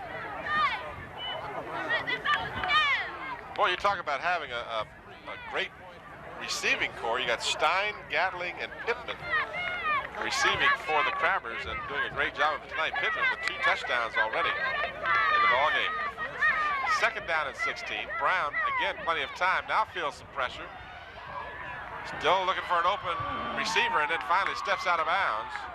But a substantial loss on the play all the way back to the 39-yard line. Check that, the 41. That was not only because of the pressure he got, but the defensive backs did a great job of covering the receivers, and Fred Brown could not find anybody open. Third down and 29. So this drive has been less than attractive from the point of there have been penalties and more penalties, and now a substantial loss as Brown had just ran out of bounds after being unable to find anyone open. Well, I think he saw Vic Williams in the middle of the field open, but it was as he was going out of bounds. Again, back to pass. Brown gets away from one man, and then finally takes a skidding stop at the 35-yard line. So this has been a strange series of downs for the Crabbers. And the Crabbers now will be looking at a 4th and long, as they need to get all the way down to the 12-yard line for a first, and they're at the 35, so it'll be 4th down and 23.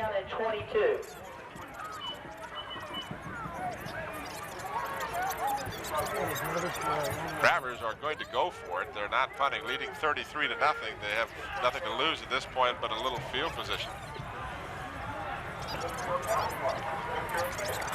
Brown has 2 receivers on the right side, and he is getting pressure, throws up. Gatling has it at the 6-yard line. And that was a great pass in that number 14 for the Bruins was sent in by Coach Kozlowski, and that's Michael Banks, and he was coming down hard on Fred Brown, and Fred was running away and threw back across his body, and a nice throw and catch by Mario Brown Gatling. came up limping. Beg your pardon? Brown came up limping. Now watch this. You're going to see the pressure on Brown, and he unloads it just before he gets tagged. And Mario Gatling is down at the 7-yard line, leaping high with 6'4" height. He's got a definite advantage on the defender. Boy, did he take a lick when he was in the air, too. And that's Rodney Bowens. And Rodney gives up about a foot. held on, and this is Vic Williams, touchdown, Hampton Crabbers. A 7-yard run. Mr. Williams for the 6-yard touchdown. Williams' second TD of the ball game. It comes with 6:27 remaining in the third quarter. Vic Williams with 2 TDs tonight, and Welch will be on to try the extra point. Samuel Welch attempting the extra point. Welch puts this one up and good. The extra point is good. So now it's 40-0 in favor of Hampton. Watch the replay of that touchdown. Vic just is determined he's going to get in the end zone. He runs out of 1 tackle, and he takes 3 of them into the end zone with him.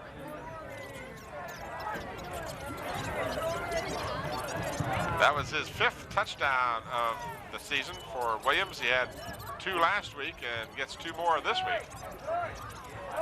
There you see the scoreboard.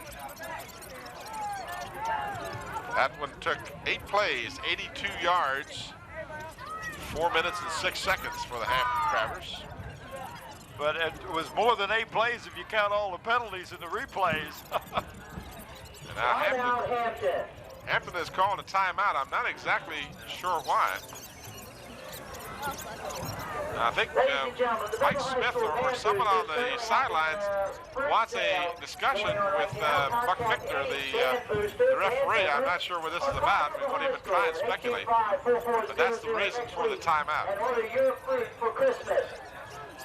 We remind you that, of course, this is our last regular season game here on Channel 5, but we will be following Hampton City Schools as they progress into postseason play. And Coach Kozlowski is out on the field. He'd like to know what... I don't think he cares. He just positioned his ball players out. Either Mike can talk, what's Mike going to say that's going to hurt him at this point? I don't know. I don't know what's going on, but he was halfway across the field and talking to his team. What I started to say was, it is our understanding that we will be here at Darling Stadium Friday night for a game that will involve probably, because unfortunately, as we're doing this game, we don't know who's playing whom and where, but probably a game with the Phoebus Phantoms, since they will Woodrow Wilson. Probably playing against Wilson? Yes. But I had a chance to talk with Mike Keach, and I'll tell you that he thinks as a number 4, a Division 4, not a Division 4 team, but a 4th place team from the Eastern region that Phoebus playing, which would not be Wilson, but I'm not sure who it's going to be. He suggested that Hampton probably will play Morey, and it could be Phoebus and Warwick playing Kickingham playing First Colonial. First Colonial, and it's possible that it could be Phoebus and Warwick playing here. A rematch of a fine game we saw earlier. Clipping on the return against the Bruins, so the penalty flags have been flying freely here. Well, they said it was going to rain tonight. They just didn't say what. That's right. It's raining hankies. And a Bethel player down on the field being attended to. That is number 75 for the Bruins. That is Woods. Kareem Woods. So let's hope he's not seriously hurt. But anyway, that's how it stacks up right now. And again, who the opponents will be is very much to be determined at this point because of games that are being played tonight. Hampton obviously will win this ball game, barring some incredible miracle. And the Phoebus Phantoms will apparently advance, as will Kickingham and possibly Warwick. It could be Phoebus and Warwick here Friday night, but just check the Daily Press for the matchups. You got to check and find out, because you know a lot of things can happen because of playing games being on the other side. Kickingham finishes up their season tomorrow afternoon, which is the 10th of August against Gloucester here. 10th of August. You're almost as bad. August. Did I say August? Just check and see if you're paying attention. 10th of November. Phoebus is finishing their season tonight up in Lafayette. So. Phoebus, a prohibitive favorite to beat Lafayette. As Kickingham is to beat Gloucester. Yeah. Hampton, Kickingham, Stevenson, Bethel. Well, we have what appears to be an extended stoppage of play here, and well, good. I'm glad to see the young man apparently is going to be all right. So he'll have to come out for at least one play, or his team would be penalized a timeout. Well, he was moving his shoulder like it may have been a shoulder injury. It may have been a stinger. Sometimes you get hit in the shoulder and it hits the nerve wrong, and it's almost like it paralyzes it, and it kind of scares you, and then it works itself out, and he looks like he's okay. Well, we're happy to see that. So the Bruins, after the assessment on the clipping call, will start from their 9-yard line. Derek Challenger remains at quarterback. I had thought perhaps we would see Iverson at some point in time in the game. This is Muscali. And he breaks one tackle, and he keeps going all the way to the 20-yard line. Another flag on the play. Muscali on the handoff. Tackled by number 74, Lloyd Tucker. This will be a holding call against the Bruins. So, boy, I tell you, I'd like to get out of here before sometime before sunrise. Well, I tell you, Coach Kaz has got that little doll I was talking to you about. It's an official that you can rip the arms and the legs and the head off, and it's as stress to get yourself out of stress. He may be looking for that. You know, that's a shame. That was a nice run by Muscali. Well, if you're holding, you're holding. That's all there is to it. Here's the replay. But of course, as they say about the old proverbial they say that on almost any play you could call holding, and apparently that seems to be the trend here. So the penalty negates the gain, and the ball is moved back to the 8-yard line, where it's still first down, but now it's 1st and 11. Clock moving with 5:50 remaining in the third quarter. Hampton has scored once here in the third. Same play, Muscali, not as much success this time as he is taken down at the 12-yard line, and no flags on the play, so we're happy with that. Now be nice, Tim. I'm not criticizing the officials. I'm just saying it. The penalty flags just get so they drag the game on, and it really is unfortunate. But that's part of the game. On and on. You're right. Especially when you're trailing 40-0. I mean, if this was close, that's one thing.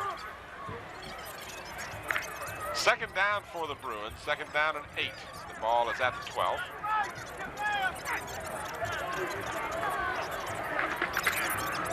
This is again Marcus Muscali. He crosses the 15 from about the 17. Pickup of almost 5 on the play. It'll bring up a third down for the Bruins. Third down and about 3. Again, after the 17-yard line, brings up third down and 3. If you joined us late, the Hampton Crabbers scored early and often in the first half. Here you see your replay. Ellison scored with 7:45 to go. Welch's extra point made it 7-0, and then Williams, and then Pittman twice, and Capehart on an interception, and Vic Williams here in the second half has made it 40-0. This is Muscali, and he gets the first down and plenty more all the way out to the 28-yard line. Well, I'm impressed with Muscali. He is running hard. He's taking a lot of shots. I'm impressed with what he's doing tonight. He's had a fine season, Muscali has, and in fact, Rimpsey and he were doing a fine job running in tandem until Rimpsey came up with that hip pointer, which has very seriously slowed him down. But Muscali with 580 yards on the season on 96 carries, averaging more than 5.5 yards per carry. Now this is a new number in the backfield for the Bethel Bruins at running back. This is Rimpsey. Rimpsey put his head down and went to where the hole was, and there was no hole. He's got to keep his head up and find the alley of the lane that's open.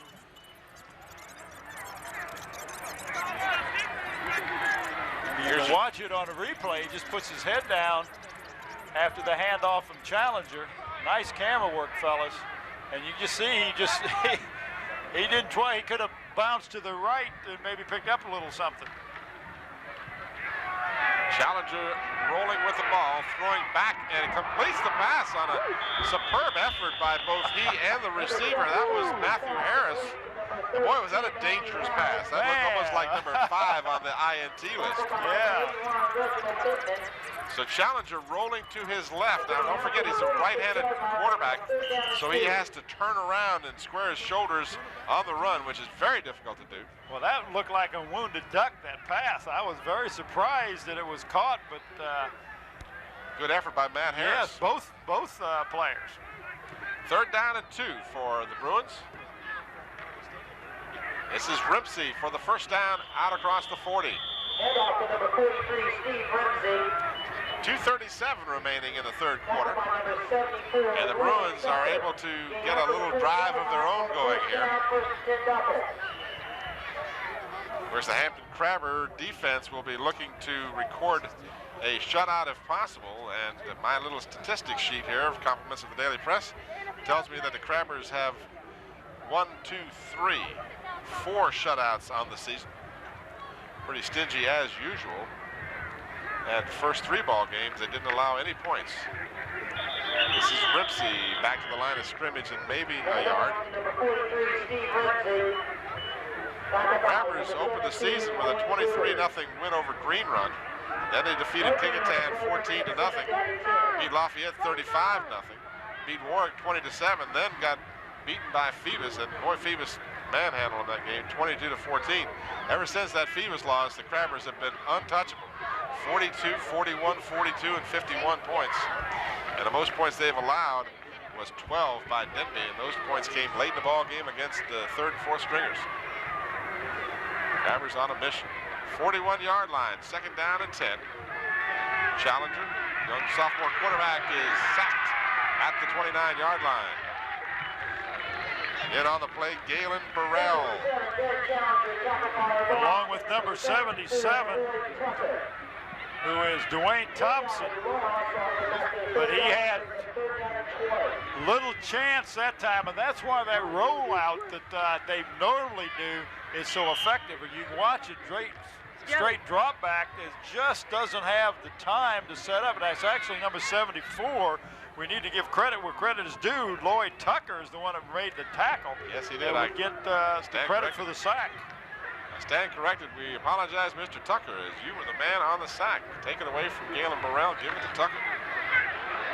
3rd and 20. Challenger throws it out here on the near sideline. He's got to complete it. And it's going to be real close to a first down, depending on where they mark the ball. And it is a first down. What a nice play by number 1, Marlon Anderson. Anthony Cherry on the stop, but Marlon Anderson, pass and catch from Derek Challenger. A good-looking play. Here's your replay. Anderson turning around and making the grab, and then realizing he has to get across midfield, took a hit. Took 2 hits, as a matter of fact. Well, the first hitter was number 11 for the Bruins. I'm sorry, for the Crabbers, and that's Terry Connor.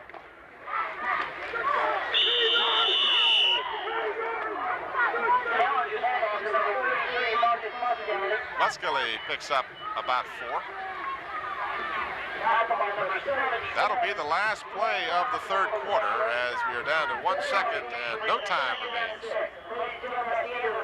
So we've played 3 quarters at Darling Stadium, and the Hampton Crabbers lead 40-0 over the Bethel Bruins. We'll start giving some strong consideration. You've given away so many pens. I've lost all my pens. Strong consideration to our players of the game. Of course, names to consider at this point would be Reggie Pittman, Vic Williams, Fred Brown for the Crabbers, Challenger, Marcus Muskelly, Allen Iverson, Rodney Bowens for the Bruins, and others. And I emphasize very hastily that our choices and our picking of these players of the game are unscientific and purely just our impressions of the play on the field. It is not meant in any way to slight any players. There's extra efforts being performed by both sides of the field all night long, and we don't want anyone to feel slighted. And it's really unfair to the linemen. The linemen usually don't get the notoriety or the camera time that your running backs and your defensive backs normally get. So, and we apologize to the linemen. but that happens a lot, and we try to catch him every now and then. Comes with the job. You give up the notoriety. Yes. The Bruins at the Hampton 45-yard line as we start the fourth quarter. Challenger wants to throw long. He's got a man downfield. That's Bowens. He just can't quite get to it. Rodney Bowens was down the sidelines. Across the middle, also wide open, was Kevin Weaver, number 26. But Derek Challenger had one person in mind. That was the streaking Rodney Bowens. And he just went right by the defensive back on that side, who was Here's your Cassell's. Just watch. That's a nice man. Watch, he just leaves the defensive back. Just a little too long. Of course, that wind to his back is helping that ball. Yeah, and that may be why it wasn't completed. 50 yards in the air. Young sophomore quarterback. He's going to be a good one. Derek Challenger for the Bruins. Again, he's back to pass. Just unloads the ball. And Marlon Anderson made an excellent effort on the far sidelines. Just couldn't hold on to it. Again, the ball was pretty close to being caught, but Anderson's effort was unable to hold on to the ball, stopping the clock. Watch it on replays. Kaz sends in his punting team, but don't be surprised if you see a fake punt or try to draw the Crabbers offside or something. But this is just an excellent try by number 1 for the Bruins, Marlon Anderson. Number 9, Sean Hamlin. Michael Taylor in deep punt formation at his 40. And Taylor, with the wind to his back, will kick it, and it'll roll into the end zone, and that will bring the ball out to the 20 with 11:42 remaining in the fourth quarter. Third quarter statistics, the Bruins actually had more first downs than the Crabbers in the third quarter. They had 4 to 3 for Hampton. Total net yards, 90 for the Crabbers, 72 for the Bruins. Crabbers had 11 rushing plays, and averaged 2.2 yards per play, while the Bruins had a total net rushing of 43 yards. The passing department is where the Crabbers excelled, 79 yards, 2 out of 3 for Brown. And the Crabbers penalized 3 times for 19, and the Bruins 2 for 16. We'll give you the individual statistics in a moment. First down and 10 from the 20 for the Crabbers. Vic Williams gets the call, and he is finally dragged down at the 28-yard line after an 8-yard gain. Williams had 17 yards on 3 carries. Brown twice for -6 as he was sacked. Brown did throw 2 completions out of 3 attempts, 79 yards. The longest being 50 yards. Here's your replay. As Vic Williams, I've heard several people call him Eric Williams. Am I calling him the wrong name? No, it's Victor, right? Victor Williams. Yes. I heard the PA announcer call him Eric. I wasn't sure whether I had got the wrong name. Mario Gatlin had He's 2 got catches. the wrong name. 2 catches for 79 yards for Mario Gatlin. And of course, he's a consideration for a player of the game. For the Bruins, Muscally, 5 carries for 48 yards. Rimpsey, 3 tries for 5. Challenger was 3 out of 4 in the third quarter for 29 yards. And Anderson caught 1 for 21. And Vic Williams does not get back to the line of scrimmage. Well, that was a misdirection play, but it didn't fool the Bethel at all. They were ready for it. You had 2 backs going to the left, and it was an inside handoff to Vic Williams coming to the other side, but well defended. 10-10 remaining in the ball game. Tim Cole with Bob Hintz coming to you from Darling Stadium. The 9th of November, 1990. Hampton and Bethel. This is Vic Williams. And Williams gets the first down out at the 44-yard line. Number 5, Victor Williams on the head. Victor Williams, as I mentioned, has been doing very well in the last several weeks. And that is indicated by the fact that he had 155 yards against Denby on 21 carries And then he came back last week and had 159 yards on 23 carries against Menchville.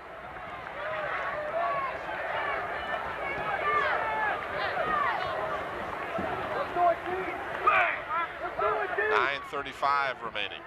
Hampton with a first down at their 44. On the option play, Fred Brown keeps it, and Fred Brown will go all the way. Fred Brown will go 56 yards for the touchdown. That was a tremendous acceleration there by Fred Brown. He just outran and popped through the line of scrimmage and virtually was untouched.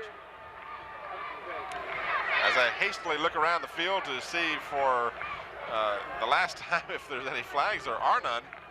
And Brown goes 56 yards for the TD.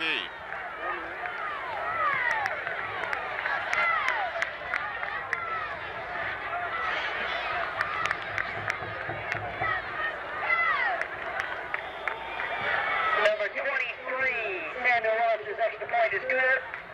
Makes it for Hampton 47, nothing.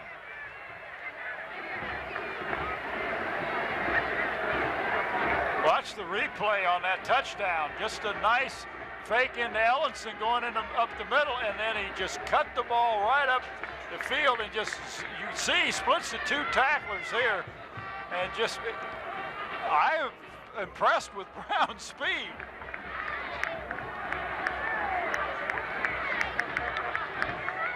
Unofficially, Brown, besides the touchdown, has 13 touchdown passes this season. And that touchdown for Brown was Number 1, John Stein, kicking out to the Cowboys. Number 10, his 9th this season. So he's thrown for 13 and run for 9 as Fred Brown has excelled at quarterback for the Hampton Crabbers all season, and in particular tonight. He's thrown a couple to Pittman. This is Bowens. Oh, he had it pop out of his hands, but he got it back. And he'll be dragged down by Sean Hamlet, but he'll get good field position for the Bruins. Well, had he not almost lost that ball, that cost him a step in which allowed Hamlet to catch him. Had that not happened, that would have been a run back. Rodney is very excited. Call him Mr. Excitement. Every time he touches the ball, he can do so many things. Here's your replay. See, that ball popped up in the air, and lucky for them, they got it right back. And Sean Hamlet chased him down. A great return by Rodney Bowens. You know, I keep talking about this Hampton team. They're young. Brown is just a junior. This young man's going to be back next year, and most of his teammates, too. Look out, Peninsula District and State.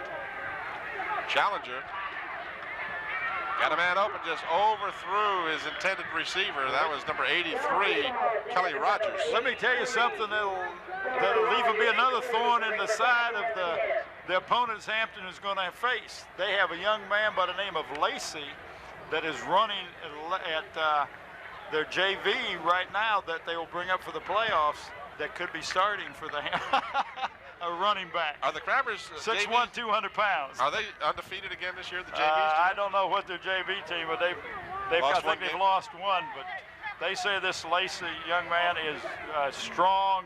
He runs over people.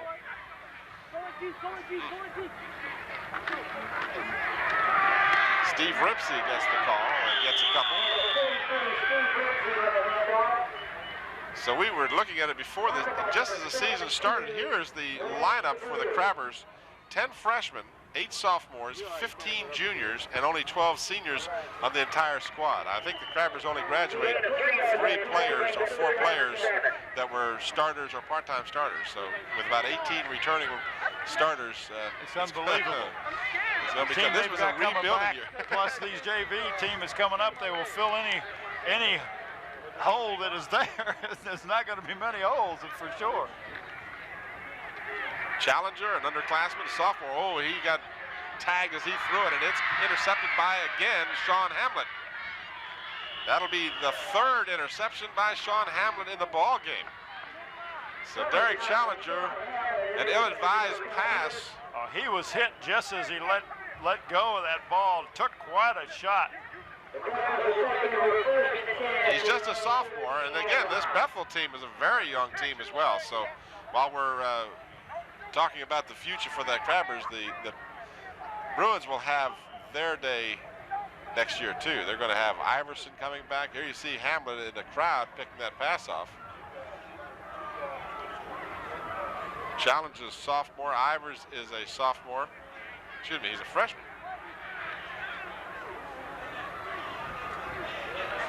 So the Crabbers will start from their 14. This is Vic Williams, and Williams out across the 20.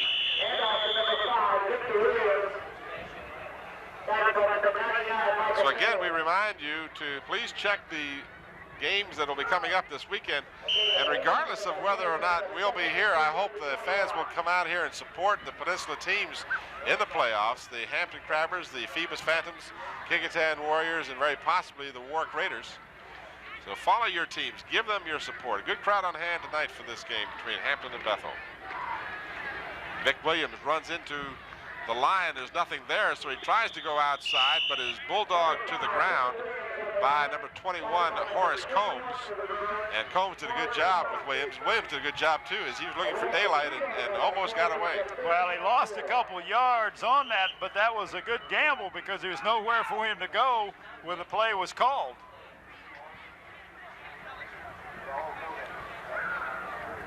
.6:35 remaining in the ball game.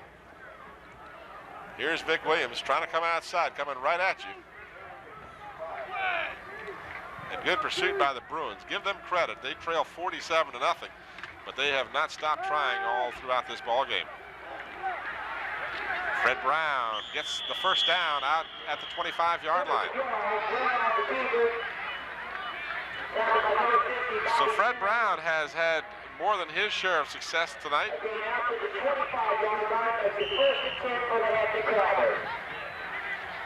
Two touchdown passes and a touchdown on the ground for himself. Little change there.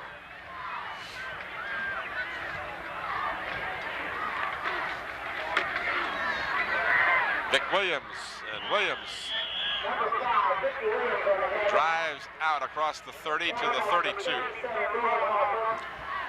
But all that running he is doing, and he is doing a great deal of that running over inside the tackles, you know, inside the ends, and that means that that offensive line is doing a great job of opening up holes for him. So the Crabbers have called a timeout. I would assume that momentarily you're going to work your way down to the sidelines? Yeah, I am. Well, we want to pitch a change here. Okay, well, let's do that. We're going to have a tape change, and we'll invite you to come back for the last 5 minutes and 42 seconds from Darling Stadium.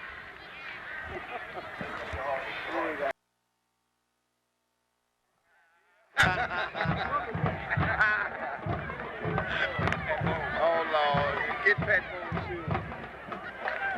They ran. They don't want to be on screen.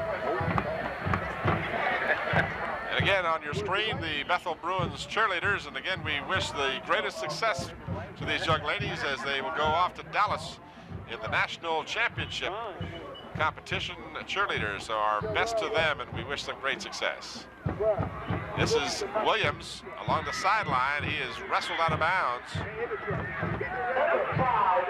They're going to say he went out of bounds back at the 44-yard line. And there's a Bethel Bruins shaken up on the play. So they're going to come on the field and attend to the young man. I can't make out his number at this point. Here's your replay.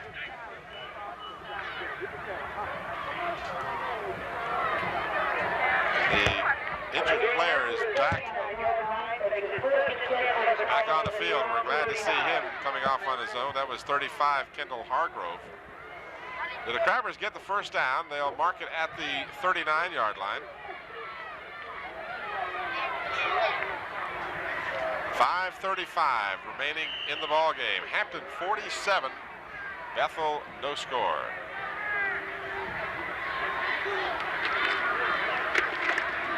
This is Shelly Ellison, 44, carrying for the Crabbers.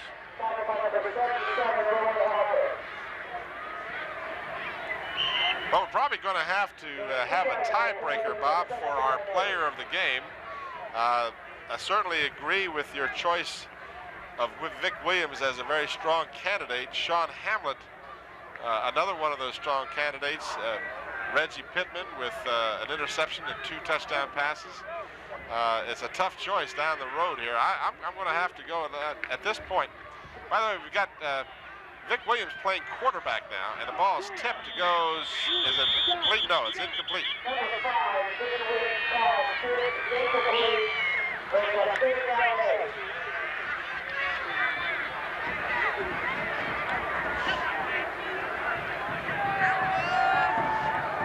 So for whatever reason, the Crabbers have Vic Williams, who has been the running back all night long, playing quarterback.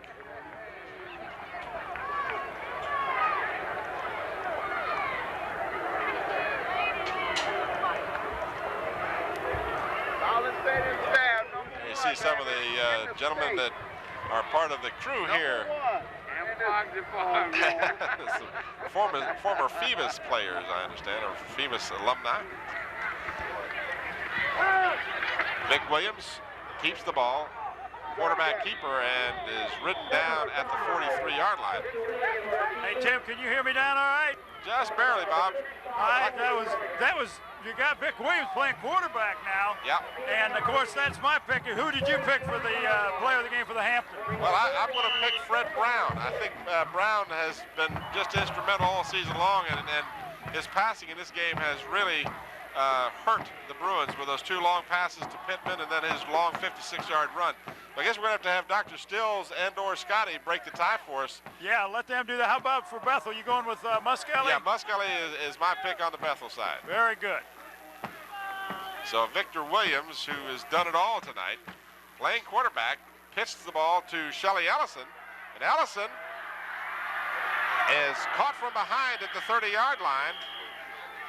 He might have gone all the way, but Shelly Ellison, another underclassman, a sophomore, all the way down to the Bethel 30-yard line. Dr. Stills, we're going to have either you or Scotty Bowers, our director, break the tie for tonight's Hampton player of the game. Vic Williams is number 5. There you see Shelly Ellison. Nice move there.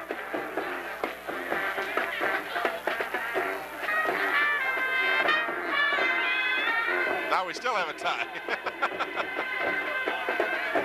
Dr. Stills and I are going to go with Brown, and Scotty wants to go with Williams, as does Bob. And Slow-Mo Joe goes with Williams. Okay, so in the week of the vote, by a split decision, and it was a tough decision because there were a lot of fine efforts on the Hampton side of the line tonight. Vic Williams will be our player of the game. And I have no problem with that at all. I certainly had a difficult choice tonight. There were too many to choose from. Reggie Pittman was a strong candidate. Handoff into the middle of the line. Well, we picked Vic Williams. I'll try to get with him at the end of the ball game. All right. Sheldon Snow carries for the Crabbers. It's going to be 3rd down and 9 for Hampton. 2:44 remaining as the crowd files out of Darling Stadium, with the Crabbers leading 47-0 and on their way to their 5th shutout of the season. Vic Williams on the option, keeps, and he is going to be close to a 1st down depending on where they mark the football. It'll be 4th down if it's not a first. I do believe he did get the 1st down, however. Yeah, he just did get across the 20-yard line, which he had to do, Tim. So Vic Williams running the offense for the Crabbers. There you see the Bruin. Here's your replay. Vic just decides to keep it on the quarterback option, and through an excellent second effort, gets the 1st down. Well, last week they used Sean Hamlet as the back quarterback, so this is something new for us. Williams on the option. Keeps it again. And he goes out of bounds.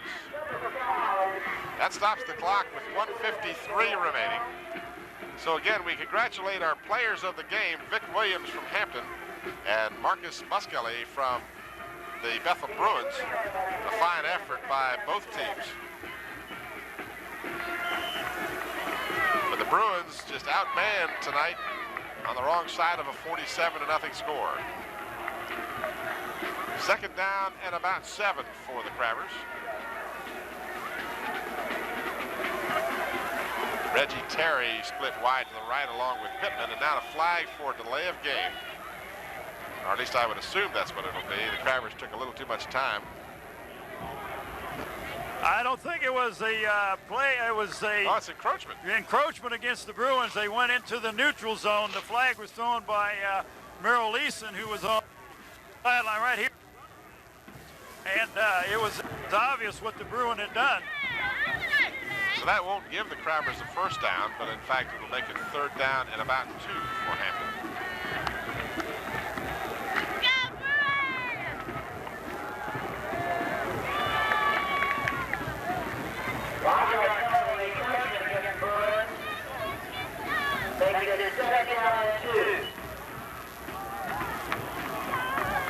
Actually, it's about second down and 3.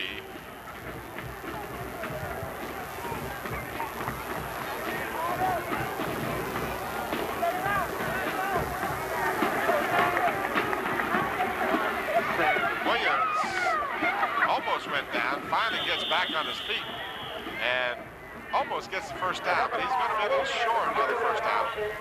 He needs to get across the 10 to about the 9, so it'll be third down and about 2.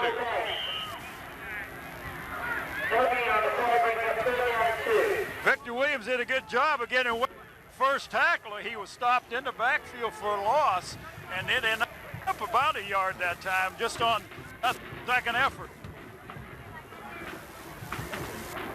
A minute and 5 seconds remaining. Third down and 2 for the Crabbers. Williams tries to get outside. He's going to go in for the score. His third touchdown of the ball game. Number 5, Victor Williams for the 12-yard run touchdown. And he did that when he sputtered to the other side and just cut back and outran the three tacklers and got some block from his teammates. So 3 touchdowns for Vic Williams. This one comes as he plays quarterback in the last part of the fourth quarter. And now the Crabbers will try to match the point total they put on the board last year against the Bruins. In fact, they'll try and exceed it as they're going to go for 2. Vic Williams struggles and he does not get in. So the Crabbers score will remain 53-0. And to be honest with you, I'm not sure why the Crabbers went for 2.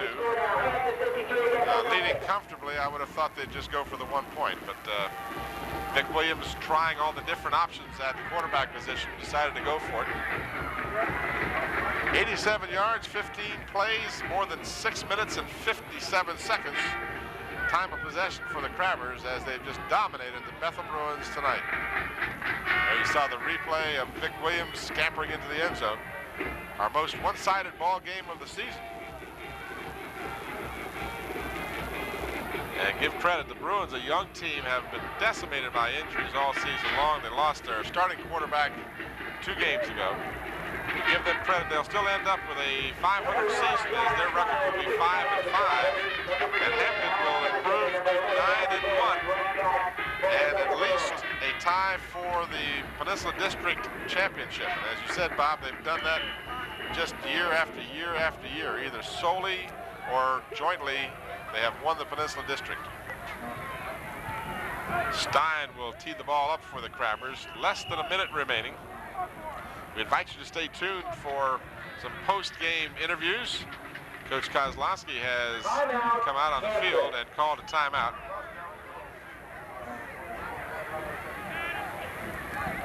A timeout for the Bruins. We'll have 2 things we'd like to have you stay tuned for. Bob will have some post-game interviews, and then at the conclusion of our coverage, we will be able to show you the entire halftime activities. So those of you who have members of the band and the cheerleaders for both Hampton and Bethel, we invite you to stay tuned for that as a very fine halftime performance, a joint band effort saluting our armed forces.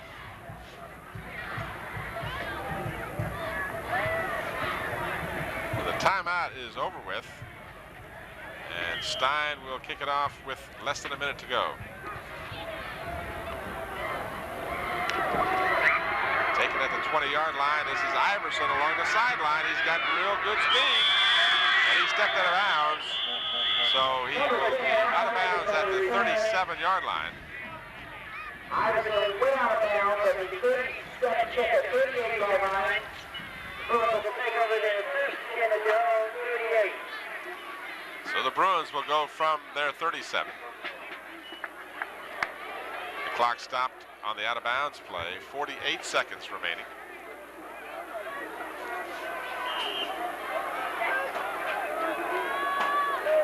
And Derek Challenger continues at quarterback.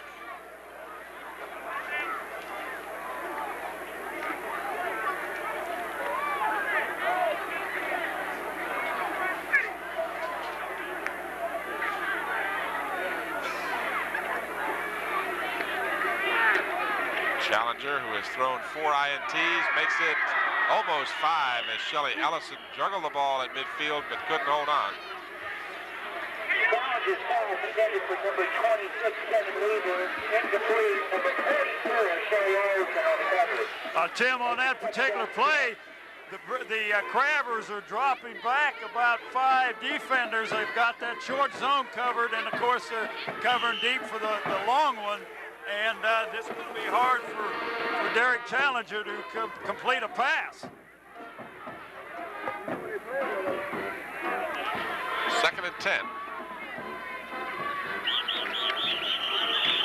And whistles and flags as a penalty called here with 40 seconds remaining.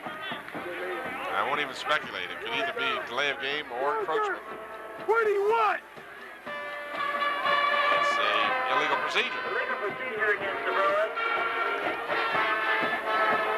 What number was it? Penalty against the Bruins comes with 40 seconds remaining.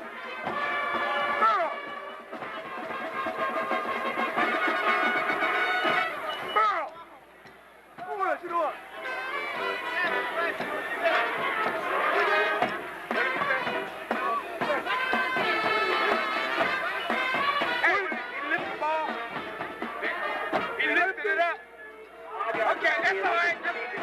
Tim, what happened that time was the center moved the ball prior to the snap, which caused the illegal procedure. Challenger still has the ball. Throws and completes the pass at the 40-yard line. Tracy Brown. Number 44 was the man that Derek Challenger faked the handoff to and then a passing, and that's about all they're going to do is be able to hit the short man. So unless the Bruins hurry, that would be the last play of the game. They're down to 3 seconds. They may get it away. Crabbers scrambling, and they do not. The time runs out before the snap of the ball. And the Hampton Crabbers record their 5th shutout of the season as they beat the Bethel Bruins by the final score of 53-0 in a game that was dominated by the defense. The Crabbers with 4 interceptions, 2 quarterback touchdown passes to Pittman. Brown ran for 1. Vic Williams ran for 3 touchdowns. Shelly Ellison ran for a touchdown. Eric Capehart intercepted a pass and ran it back for a touchdown.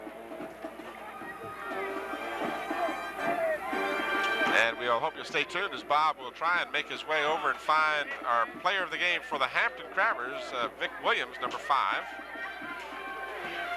And as I said, the Hampton team will advance to postseason play with a 9-1 record. Their apparent opponent will be Maury High School. That will be an away game for the Crabbers. They will play on the south side. And my understanding is that Kecoughtan also will play on the south side, while Phoebus... Hey, Tim? Yes, Bob. Tim, I got Coach Albus Mann here. Coach, that was a much easier score than what we expected. Well, the guys worked hard. Both teams played hard. We played good defense and did a good job on that defense. Well, then that's kind of confused Derek Challenger. He couldn't find the open man, and of course putting pressure on him like you guys did with your defense. ended up throwing a lot of interceptions. Well, we have some hard-working kids, and they worked hard this week in practice and did their assignments tonight. Well, that's good. Who do you look like you're going to play in the playoffs at this point? I have the slightest idea right now at this point. I think we have to determine that this weekend, Sunday, and everything. Well, listen, congratulations to you, and look forward to seeing you during the playoffs. All right, Bob. Thank you very much. Okay, Alvis. Tim, let's go back up to you. All right, Bob, and again, I would assume there's Vic Williams is over. There you go. You got him. Number 5. We can get him on camera. We've got him lined up. And go ahead, Bob. Hey, Tim, I got Vic Williams there. Vic, congratulations on a fine game. Thank you. It was mainly just because of my line. They had the holes were open all night long. Well, that's what I was talking about earlier. The one that gets the notoriety is the guy that carries the ball, but those linemen will open up some good holes for you. Yeah, I mean, I owed all of them. And I told them if I got an interview, I'd mention John Kavanaugh and Gene Bowers and Tyrone Tynes, and I can't leave out Myron Newsom. That's right. And, of course, the man that centers the ball.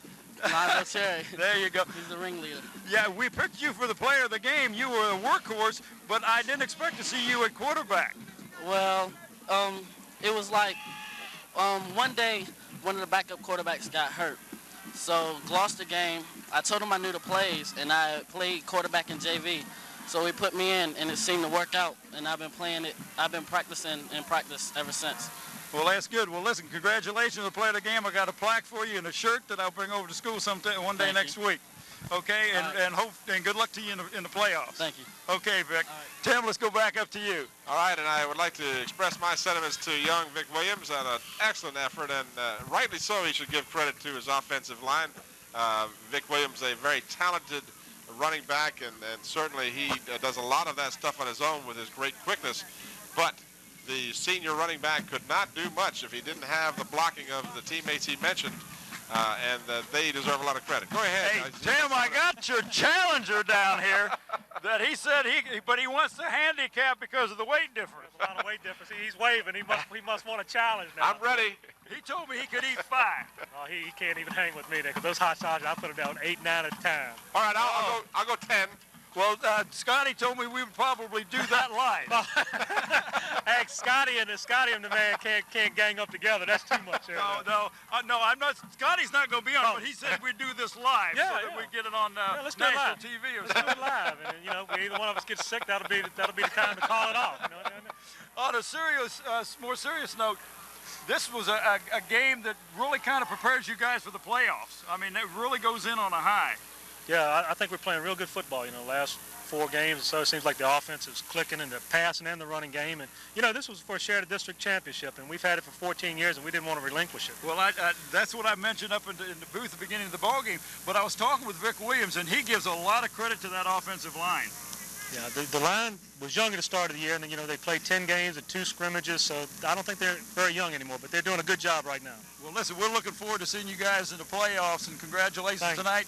And in the playoffs, we want to give you some good luck, and we'll be watching you. Thank you. We're looking forward to being there. Good enough, Tim. Your challenger says later on. I can handle 10. Yeah. Of course, I'll take Scotty as my backup. Yeah, you better have Scotty as your backup. Real quickly, let's run down the final statistics. The Crabbers, 19 first downs, 8 for the Bruins. The Crabbers had a total of 289 rushing, 91 yards for Bethel on the ground. Passing yardage, 201 yards for the Crabbers. They had a total of 490 yards total offense, while the Bethel Bruins ended up with 84 yards passing, and they had 175 yards total offense. The interceptions really hurt the Bethel Bruins. Young Derek Challenger gave up 4 INTs to the Crabbers, and you just can't do that against a team of the caliber of the Hampton Crabbers. So the Hampton team dominated tonight, as many expected they would. The Crabbers are on a roll. They're averaging more than 45 points a game over their last 5 games. Ever since that defeat at the hands of the Phoebus Phantoms, it has awakened a sleeping giant, and the Crabber opponents, beware. All right, the final score again, the Hampton Crabbers 53 as they move on to postseason play, improving to 9-1. And the Bethel Bruins finish their season at 5-5. The final score 53-0, the Hampton Crabbers. For Bob Hintz, this is Tim Cole. Thanks for watching. Good night, everybody.